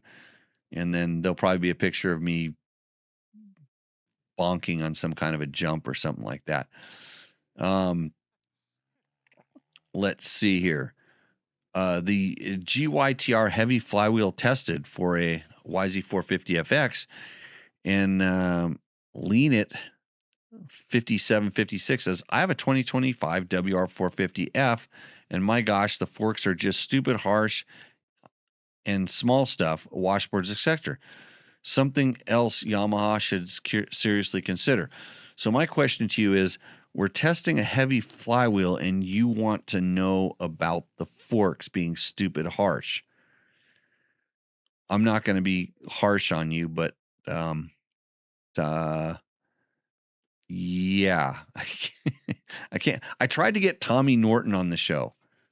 Yeah, that Tommy Norton, the guy who won the Blackwater 100 on a KTM 125 back in the day, because he's racing a Yamaha WR in the woods, and I wanted to talk to him a little bit about his suspension setup and stuff like that. I will get him on the show so we can talk about that, but don't ask us in our heavy flywheel impression, because forks and flywheels are a little bit far apart, although I will tell you that flywheel has an effect on the way your forks feel. So there we go. On our 450 comparison, Michael's Shoopy 2603 says, no beta, no Husky, but you test a Triumph? He says, not a test. No, it's a test. We just didn't include the beta or the Husky, because the Husky's a lot like the KTM probably, and KTM isn't exactly handing out a whole lot of bikes, and I'm not really sure why we couldn't get a beta, but we couldn't, and we didn't have a Ducati. So if there's no Ducati, then it's not a test either, right? Or what about, like, why didn't we get one of those Chinese 450s? There's a lot of stuff we could do, and I always tell people, Michael Shoopy 2603, is if you don't like the way we do it, then you should do it. Because like my shirt says, we're not happy until you're not happy. It's the way it works. Tonight, by the way, Contigo. Just in case you're looking on the emergency cam, this is it's a fine one. Tequila Master Premium. It says so right on the label. A fine sipping tequila that I picked up when I was down in Cabo San Lucas, which is not known for tequila, but they do have some good shops down there. So cheers and thanks you to my buddies down there that find the good shops and hook me up. Let's see here. There's some beefy flywheels for the YZ125 and YZ250. I'd love to ride either bike equipped. And Redwood Riot is talking about our GYTR heavy flywheel. I love it when people comment on the videos, even if they say stuff that isn't related to it. So, yeah, where's my next question? Oh, there's a little discussion on this one. Let's see.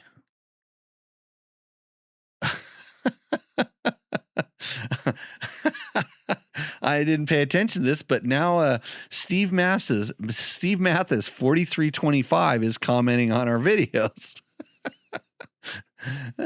I'm sure it's him, because there's nothing, he has nothing better to do than watch dirt bike test videos. It says the new Honda 450 engine is claimed to be much lighter, but it's now much less reliable. Lewis Phillips has reported that the Honda 450s are barely able to get through a 30-minute moto without the rider being fearful of the engine failing. That's on our 2027 Honda First Impression video. And CRF 125RR says, highly doubtful. Haven't heard that once. Plus, it's a Honda. They wouldn't ruin that reputation. They're known for their reliability and rider triangle. I highly doubt they released a bike that has a hard time completing one race. And then our good friend Steve Mathis 4325 says, again, he says, Lewis Phillips from Vital MX has a close relationship with Jeffrey Hurlings. Lewis talks about the problems with the Honda on his latest MXG podcast. The problem could be with the new lighter engine and parts failing prematurely. So we have basically, and then someone says, why are you posting this all over the place? Do you have some sort of agenda or being paid by someone? And it says, somebody else says, it seems like you're going out of your way to post this without any reliable data. So I would actually like to see, I'm going to check I like to do this every once in a while. I like to go in there and, yeah, so it's this Steve Mathis, he's big. He has 19 subscribers and he's posted 5 videos. Good times. Welcome to the Pulp MX review show, everybody. Hey, they do a good. Steve does a really good job over there. He does a good job doing what he does, which is entertaining you with the moto news and stuff like that, but not really diving in on the test thing. So I guess you've made it when people start using your name and your image in the logo as a way to comment on videos. I'm waiting for Dirt Bike Test Jimmy to be now commenting on everybody's videos and telling them that their bike's going to blow up. I tell you what, I did state when I saw that the new Honda 450 is 10 pounds lighter. That's 10 pounds less motorcycle. And I've had a lot of people that have been in the industry for a long time and have seen over the years when bikes make big weight drop gains, that stuff has to go someplace. And whether the weight, the mass was needed for whatever, or it's taken away from areas that could be critical, it's a good question. Only time will tell. And even Yamaha lightened up some stuff in their new 250 motor. Again, time will tell, but they do extensive durability testing on this stuff. And they, like the one commenter says, they wouldn't release it if they didn't think it was going to work. But we have here we go. Robbie Boy Bobby Roy says on our 450 shootout. So what I'm taking away from this is that the KTM suspension is better for anyone who rides East Coast off-road or anywhere that is true off-road rather than the desert trails that are wider than a motocross track. Let's see. What do you take? I'll tell you what, the KTM suspension just generally is set up. I believe that on their FX bike, it's set up with a little bit more of a East Coast bias than some of the other ones. Yamaha has been working on that. I know that with the FX because they've been introducing the bikes back there and letting us do riding impressions back there, where the WR even more so was able to kind of handle those type of things. And as everybody knows, that Kayaba suspension has just been killing it the last 5, 6, 7 years. It's just been better, but the KTM stuff is also improving, and I think they're essentially I would just say that their target is a little more set up for that type of thing. So I'm going to go into the questions right now that you guys are popping up in the chats. It says B Mecco says, you probably already talked about it, but did you see the adventure bike class at Romania X this year? It was insane. I have not talked about it. I did not necessarily see it, but I have seen it. I think it's ridiculous, but good on all the people that go out there and try to do the wrong things with the wrong bike. It does show kind of the capability of it. It makes for great videos and stuff like that, but unfortunately, see, when I back when I was riding rallies, BMW would race a twin cylinder bike in Dakar because it actually was really good at doing that kind of a race, but that bike was nothing like the production bike. But it spoke to their durability and their reliability for the same reason Honda would race down in Baja to show the durability of Honda products. Specifically, they would use an XR back then. And so there's marketing. The adventure bike, like this year, I think that, I don't know which brand, was it Cove or one of the brands actually brought some smaller, CF Moto, I think it was, got some really good riders on smaller bikes and just dominated it. And so now they're building specific bikes for these events, which it's not an adventure bike anymore. It might have the shape of it, but it's not what you would want to go ride on an adventure. It just doesn't work. Like a bike you would ride on Romaniacs is much different than a bike you would ride on an adventure. Not to say that I don't enjoy watching it or I don't enjoy people having a stupid good time doing things like that. It's good. So Worldly Rider says, this is on YouTube, so go check out. I got to check out his page right here. How's Worldly? I was able to do that with the other guy here. Why couldn't I? Oh, that was another thing. Do dirt bike riders have lower testicles than the average guy? That's a good question. I haven't really gone out and done a study on that yet, but who's to say that? I mean, now I think you, Worldly Rider, need to define what a guy is to explain so I don't get myself into trouble for talking about something I don't really know about. So, okay, back to the thing. We have one that's in kanji and I can't read it. The secret chassis mod that factory Yamahas use. Here's a good one. The excellent reviews, like always. See, that's the kind of comment I can get behind on our 2021 beta 200RR full test. See, this is a real test because we tested a beta. Show is brought to you by Yamaha, by the way, in case you were wondering. SS Racing 66 says, in this video, we walk you through the full build, explain the geometry changes, in quotes. He says, did I miss that part? I was hoping to hear about the ride height, sag, rake, trail, geometry changes and setup. Come on, you guys, don't keep it secret. Obviously, you didn't watch the whole video.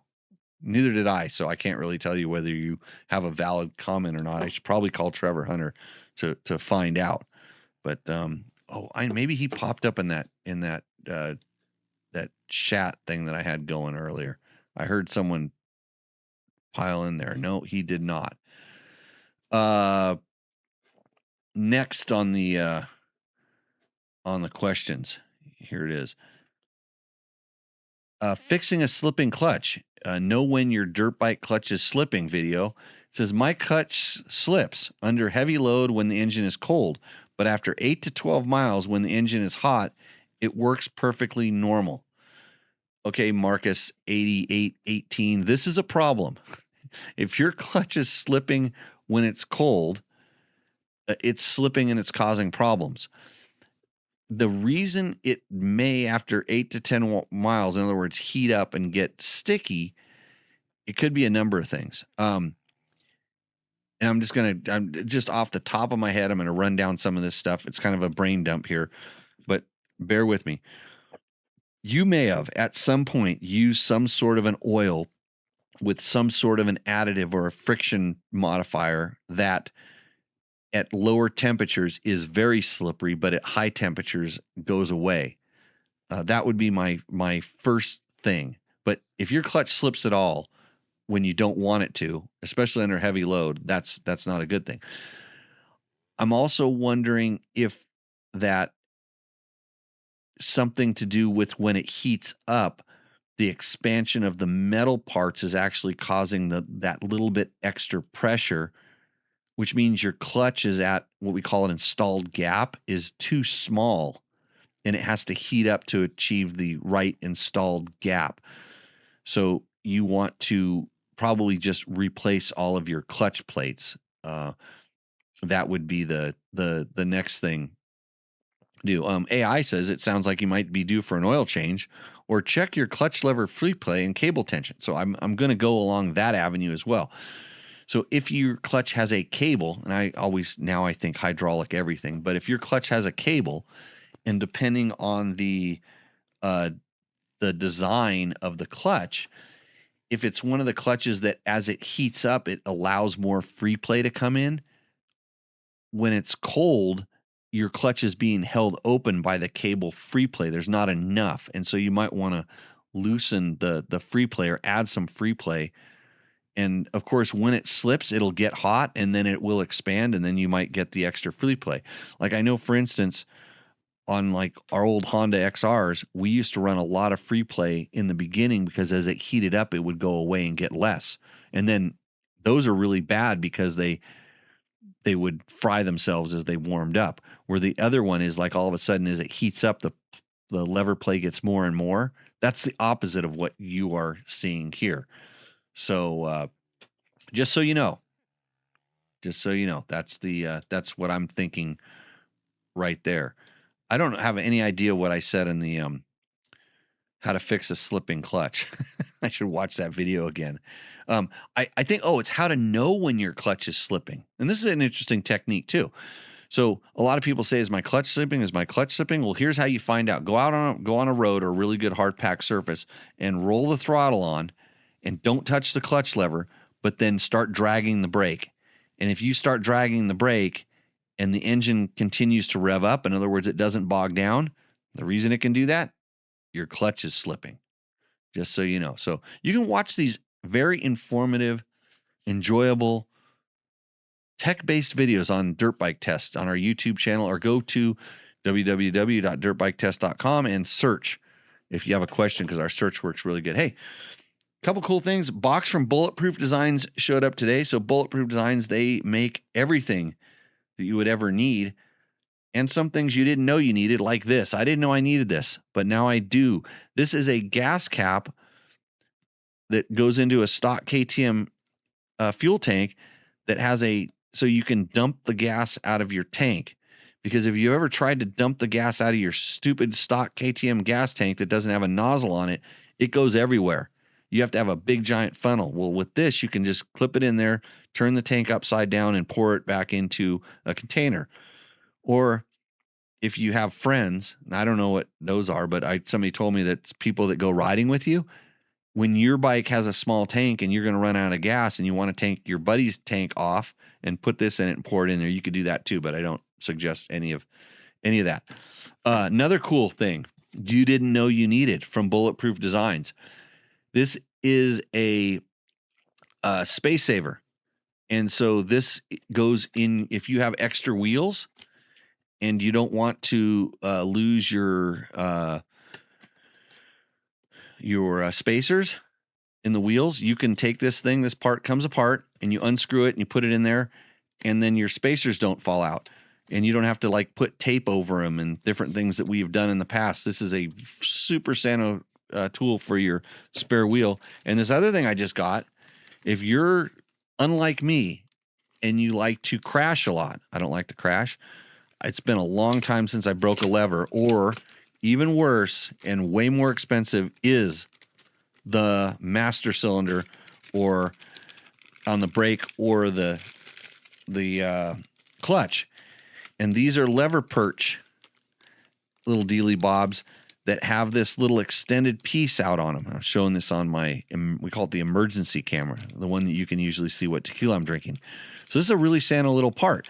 So what it does is a lot of times when instead of lever braking, it'll actually break the, $200 to $300 part out. So what this does is has this nice plastic thing in here will actually allow it to slip and slide before it breaks. We used to wrap Teflon tape around the bars to accomplish what this is doing.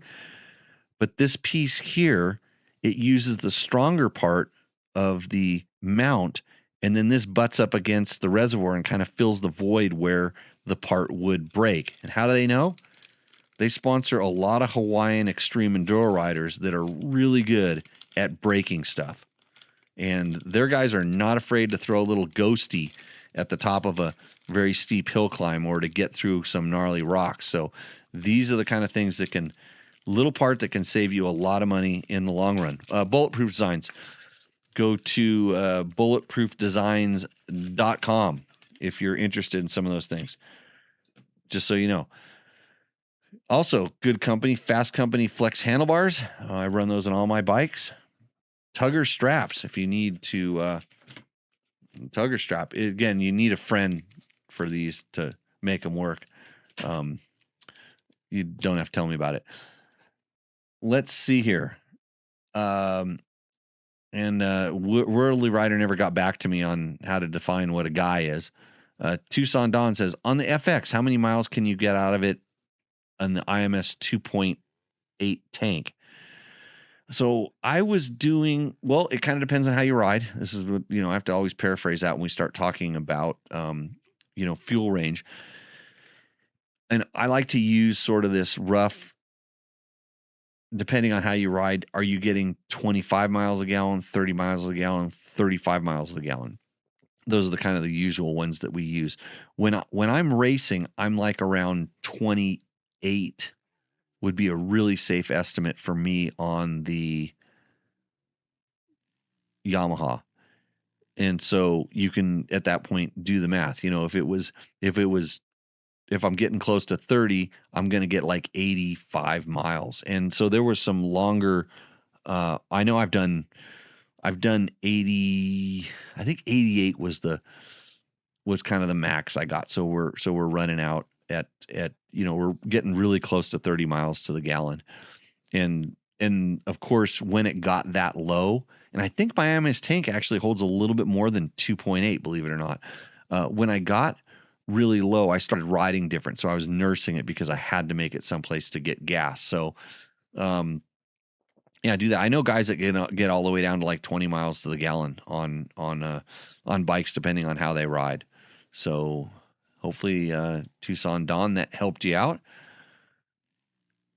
The question here is on our proof you don't need a $12,000 race bike to compete, and that's a KLX 300 Kawasaki video. Why didn't you at least ride the 300R? In my opinion, that would have been a much more interesting comparison. Well, Trevor was lazy, and all he had was the dual sport version, so he just went and did it on that anyways. And I'm sorry we didn't interest you with that. Hope you watched the whole video. Yamaha Tenere World Raid first riding impression, DVDH 4937 says, and what about tubeless tires, spelled TYRES?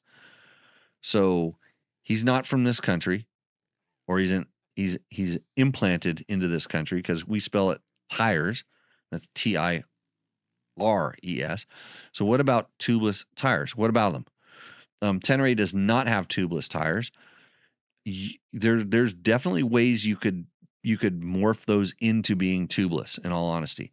I use this technique with some like rim tape and gutter sealant, and I was able to make tubeless tires out of tube tires. So if that's something that you want to do, you probably could, but I'm just as happy running and carrying a tube, because a lot of times when a tubeless tire fails, you're putting a tube in it anyways. I mean, you can patch it easier sometimes, but just sort of depends on what you're doing.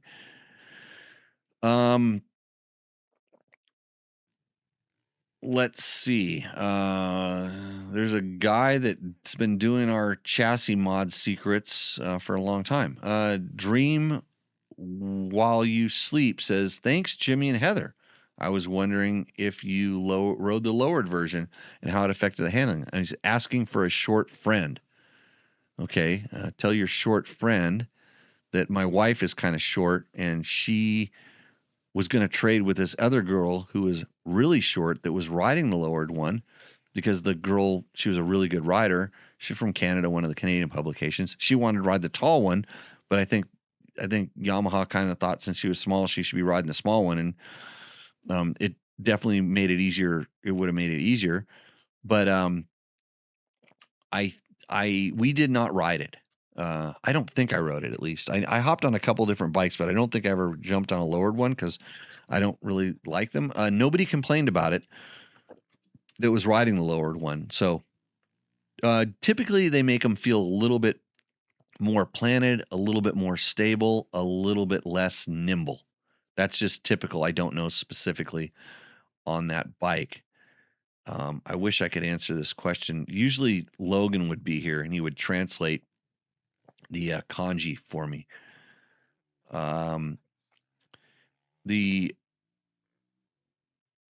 This is the 2020. So we said the 2027 Yamaha Tenere World Raid first riding impression. He says, this is the 2026 model. The new 2027 is not out yet. Okay. I was under the impression we were riding 27s, but who knows? Maybe I didn't pay that much attention. I'm pretty sure it's going to be exactly the same. Radical Yamaha 450 setup tips. Green Stack says, I don't know about that. I put a Yamaha. I'm Yamaha put a good amount of R&D into the bike chassis and overall setup. Doing stuff like that might make it better in one area, but it will make it worse in other areas. I don't feel this is ever something I felt the need to do either. Okay. Yeah, I know Yamaha puts a lot of R&D into it, but there we go. Back to the thing. Jumping in from Millville, California. Okay, don't know where that's at. Millville. I went to Millville, but that was someplace different. World Rally Rider again. Have you ever heard of a Dominican tattoo? It's related to all the bikes. It's related to the bikes they all ride. I have not heard of that. I'm thinking hopefully you can inform me of this information too. And Kenny EIO says, thank you for the bleeding advice. I started up the beta with newly installed Recluse. It now engages at every setting. The clutch doesn't disengage no matter where the adjustment slave is set. So, Kenny, I will tell you, do you need to put in heavier wedges or springs? Kenny, the most important thing in installing a Recluse is the installed gap, which is really clearly explained in their documentation, and that is the thickness of all of the clutch plates. So in reality, the bleeding, it should have no effect in this because the clutch should work without the lever ever being touched, by the way. So you have to be very careful that you're putting everything in there exactly, and their instructions are really good. You want to make sure that you're putting everything back in there exactly as prescribed. And if you're reusing old plates, like maybe old steels or however you have it set up, they're very particular about the thickness, because if it's not that thickness, it makes it very difficult for it to work. And then adjusting the free play on the cylinder becomes kind of, on the slave cylinder becomes kind of difficult. So and you don't want to have it kind of affecting it at all. Especially when you're putting it back together, you want to make sure that there's some free play in there, and it's all, like I said, follow the instructions and you should be okay. But at that point, if it's always engaged, there's something wrong, because the slave can't push it out far enough to make it so that the clutch can spin. So that would indicate that your installed gap is a little bit too thick. There's too much clutch plates in there. And I know on some of the stacks, whether it's stock from Beta or KTM, there's different thicknesses of metals in there. Like generally all the fibers or the centered plates, whichever they are the same thickness, but the metals, sometimes there's different sizes to kind of adjust that total spacing. So give that a check. And did you do the measurement on did you actually measure the full clutch stack? That's the key. And if you're outside of that range, it will never work. So yeah, following instructions. I've also seen people forget to put like the big washer on the back of the clutch basket. I've seen sometimes and I don't recall exactly the Beta, but the indexing of the pressure plate was off by sometimes there's arrows that need to point each other. And if they're not exactly on, it doesn't set all the way down, which would not cause that problem. Usually that causes it to never engage. But usually it's something has been left out inside of there that causes the clamping force to be too much, and then it can't really expand. But wedges and tees, so wedges and springs are a tuning option once it's working.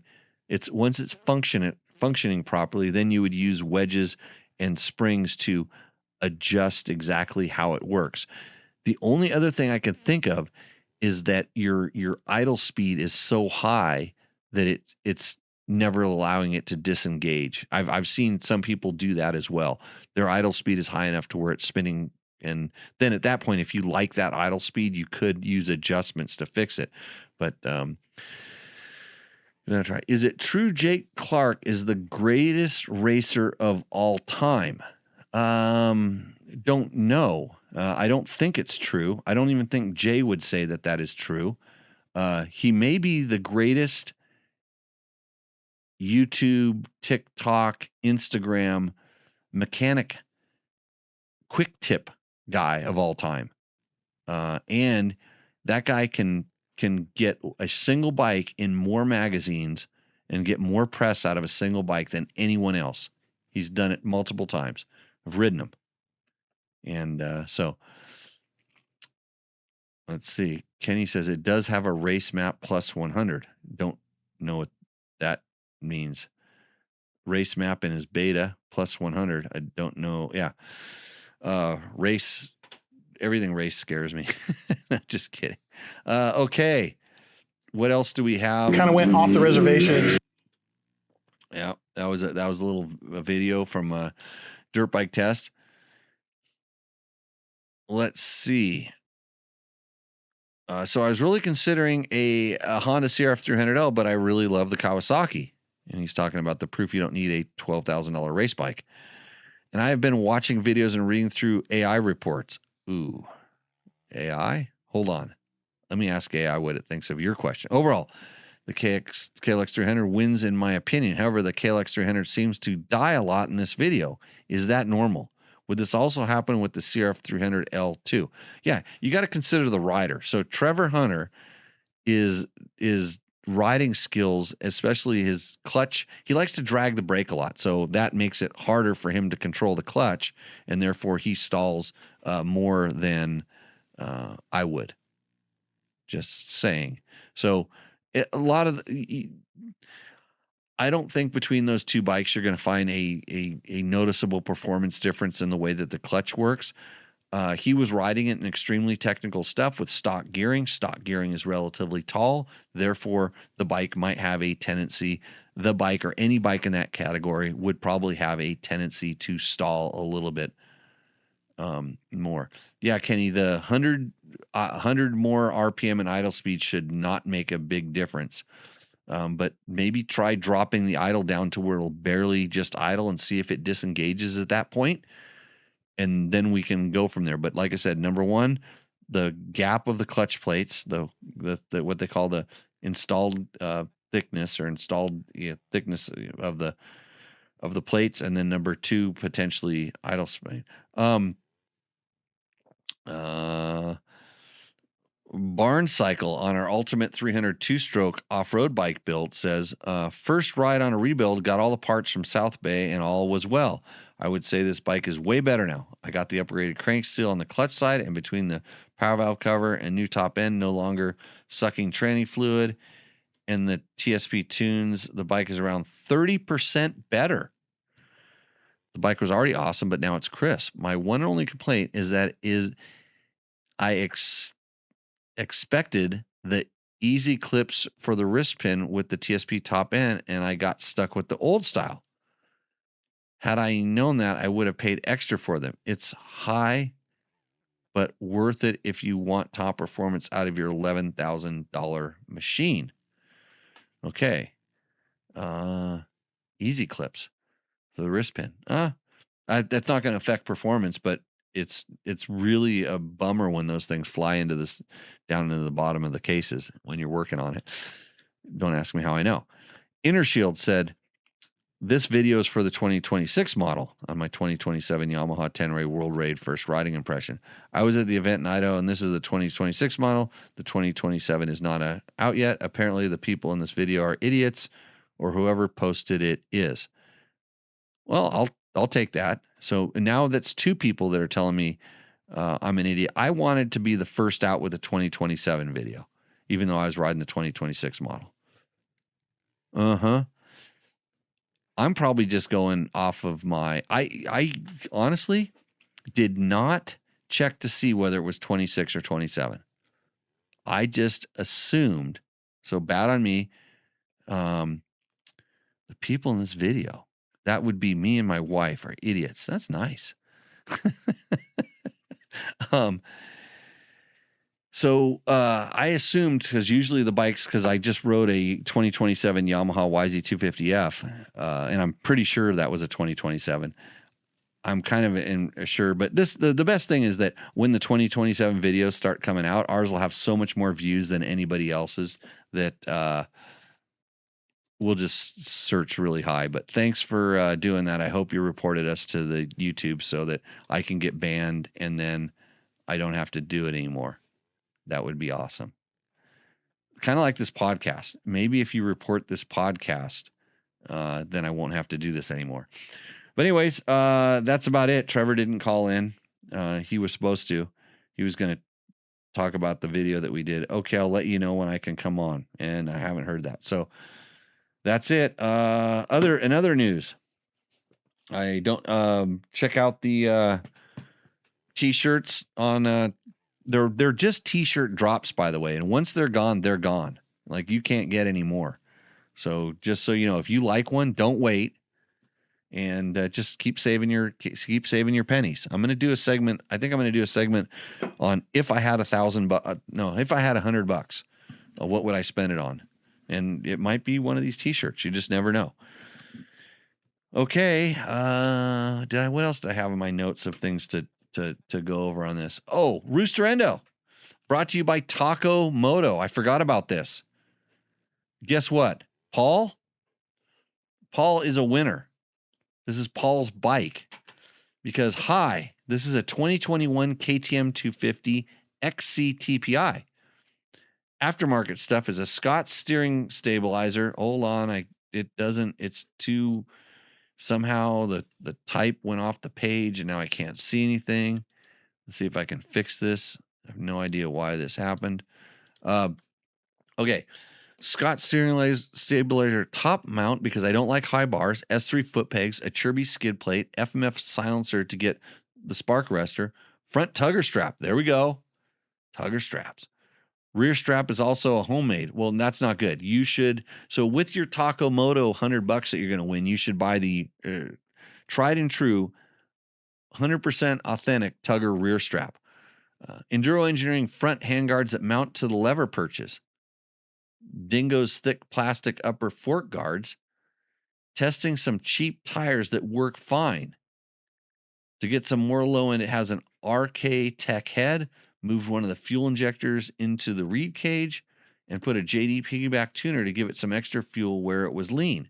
I ride in the Oregon mountains, but sorry, no mountain pictures that had the bike in it. Thanks, Paul. Okay. Let me take a closer look at this bike here, Paul. I do like the gray no graphics look. I'll give you that. That's a pretty clean look. I have one that looks kind of almost like it, actually. Lots of protection. You need some bulletproof designs, especially, if you're going to be smashing that thing up with all that protection. A bulletproof heavy duty clutch cover would be another thing that you could use your taco bucks on. I'm pretty sure. I don't know if they carry bulletproof, but anyways, they might. But this shows you how easy it is to win, because you could, about 2 minutes before this show goes on, no, you can't do it that soon, but you should do it right now when you're listening to this podcast. You can roll your bike out of the garage and lean it on your fence, and you could snap a quick picture of it with your phone, and you could send an email to Jimmy@DirtBikeTest, and you have to put Roost or Endo in the subject line, and the only thing that I require is year, make, and model. Adding some information to it really does help, but I'll make it all up even if you can't.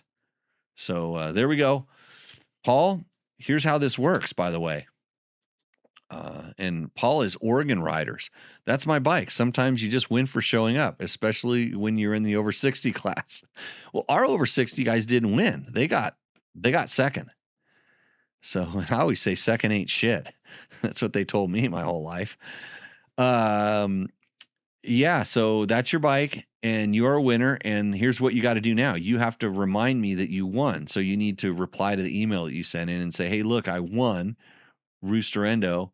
Can you remember within the next year to 6 months, send it over to those guys so they can send me my gift certificate. And then Alex will get you tuned in and dialed in. I'm usually the one that screws up from this stuff because I'm really bad at following through on some things.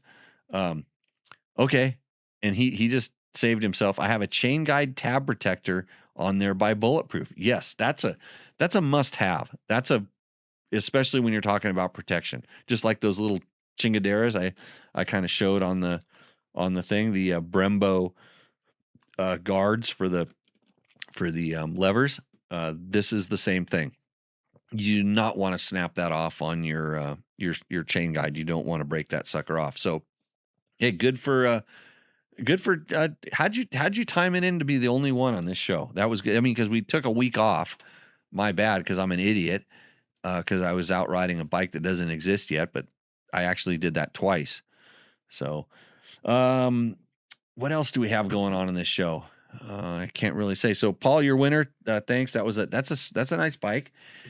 You're one of the rare people that actually is proud of their 250. Like everybody's 300, and you got a 250, which I rode them, and there's certain characteristics of it that's pretty nice. So, let's see what else we have clicking through here. Again, don't forget to go on there and buy some of Jerry's books. I could read this poem called Mean Streak. I tried to get the segment sponsored where if you pay me enough, I don't read it. But I think I'm, nothing like a little bad dream, right? just do you. This is Tech Talk Taco Tuesday. It's the podcast where we talk about motorcycle and motorcycle products. I answer your questions. My name is Jimmy Lewis. I think I'm trying to focus. I'm trying to have some focus here on this show. See, I can put this in my drink and then I can focus. But last time I did that, I forgot to turn the sound on. So, okay. If you have any other questions, this is your last chance to get those in. I know there's a little bit of a delay in the video, so you might be completely screwed because I may have hung up before you figure out when this show ends. No thanks to Trevor for not coming on. Check out I got to get up early and finish writing the riding impression of that bike. The words. I should just ask AI to do it, which I do, but you have to correct it because it's always wrong.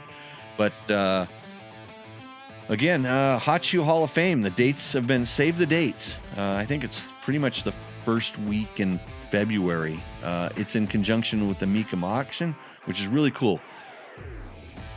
like the Mecum auction costs a little bit to get into, and if you sign up for the Hall of Fame, the Hot Shoe Hall of Fame, which is free, by the way, you get to go to the Mecum auction for free and check out a lot of cool old motorcycles. At the Hot Shoe Hall of Fame, you'll get to see a lot of legend motorcycle racers and good times hanging out.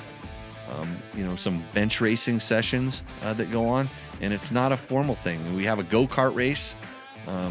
You may have heard, I don't like to talk about it too much, but sometimes I win the go-kart race. It's the I don't know what it was called. The overall winner here. And hopefully I didn't spill anything on it. So, okay. That's it for this particular episode 292. If you like this, share, comment. You've got to start doing that because I want to be a grandfluencer, by the way. And I think I need more followers to make that actually happen.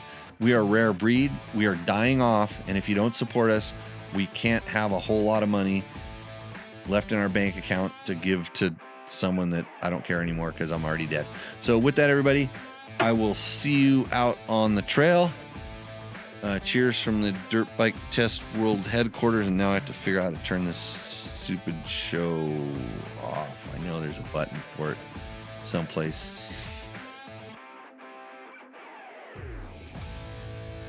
If you liked what you saw in this video, come check us out over at dirtbiketest.com on the webs. We have bike tests, product tests, a lot of fresh dirt, and you can even support us by clicking through our links. Hopefully, we'll see you out in the trail.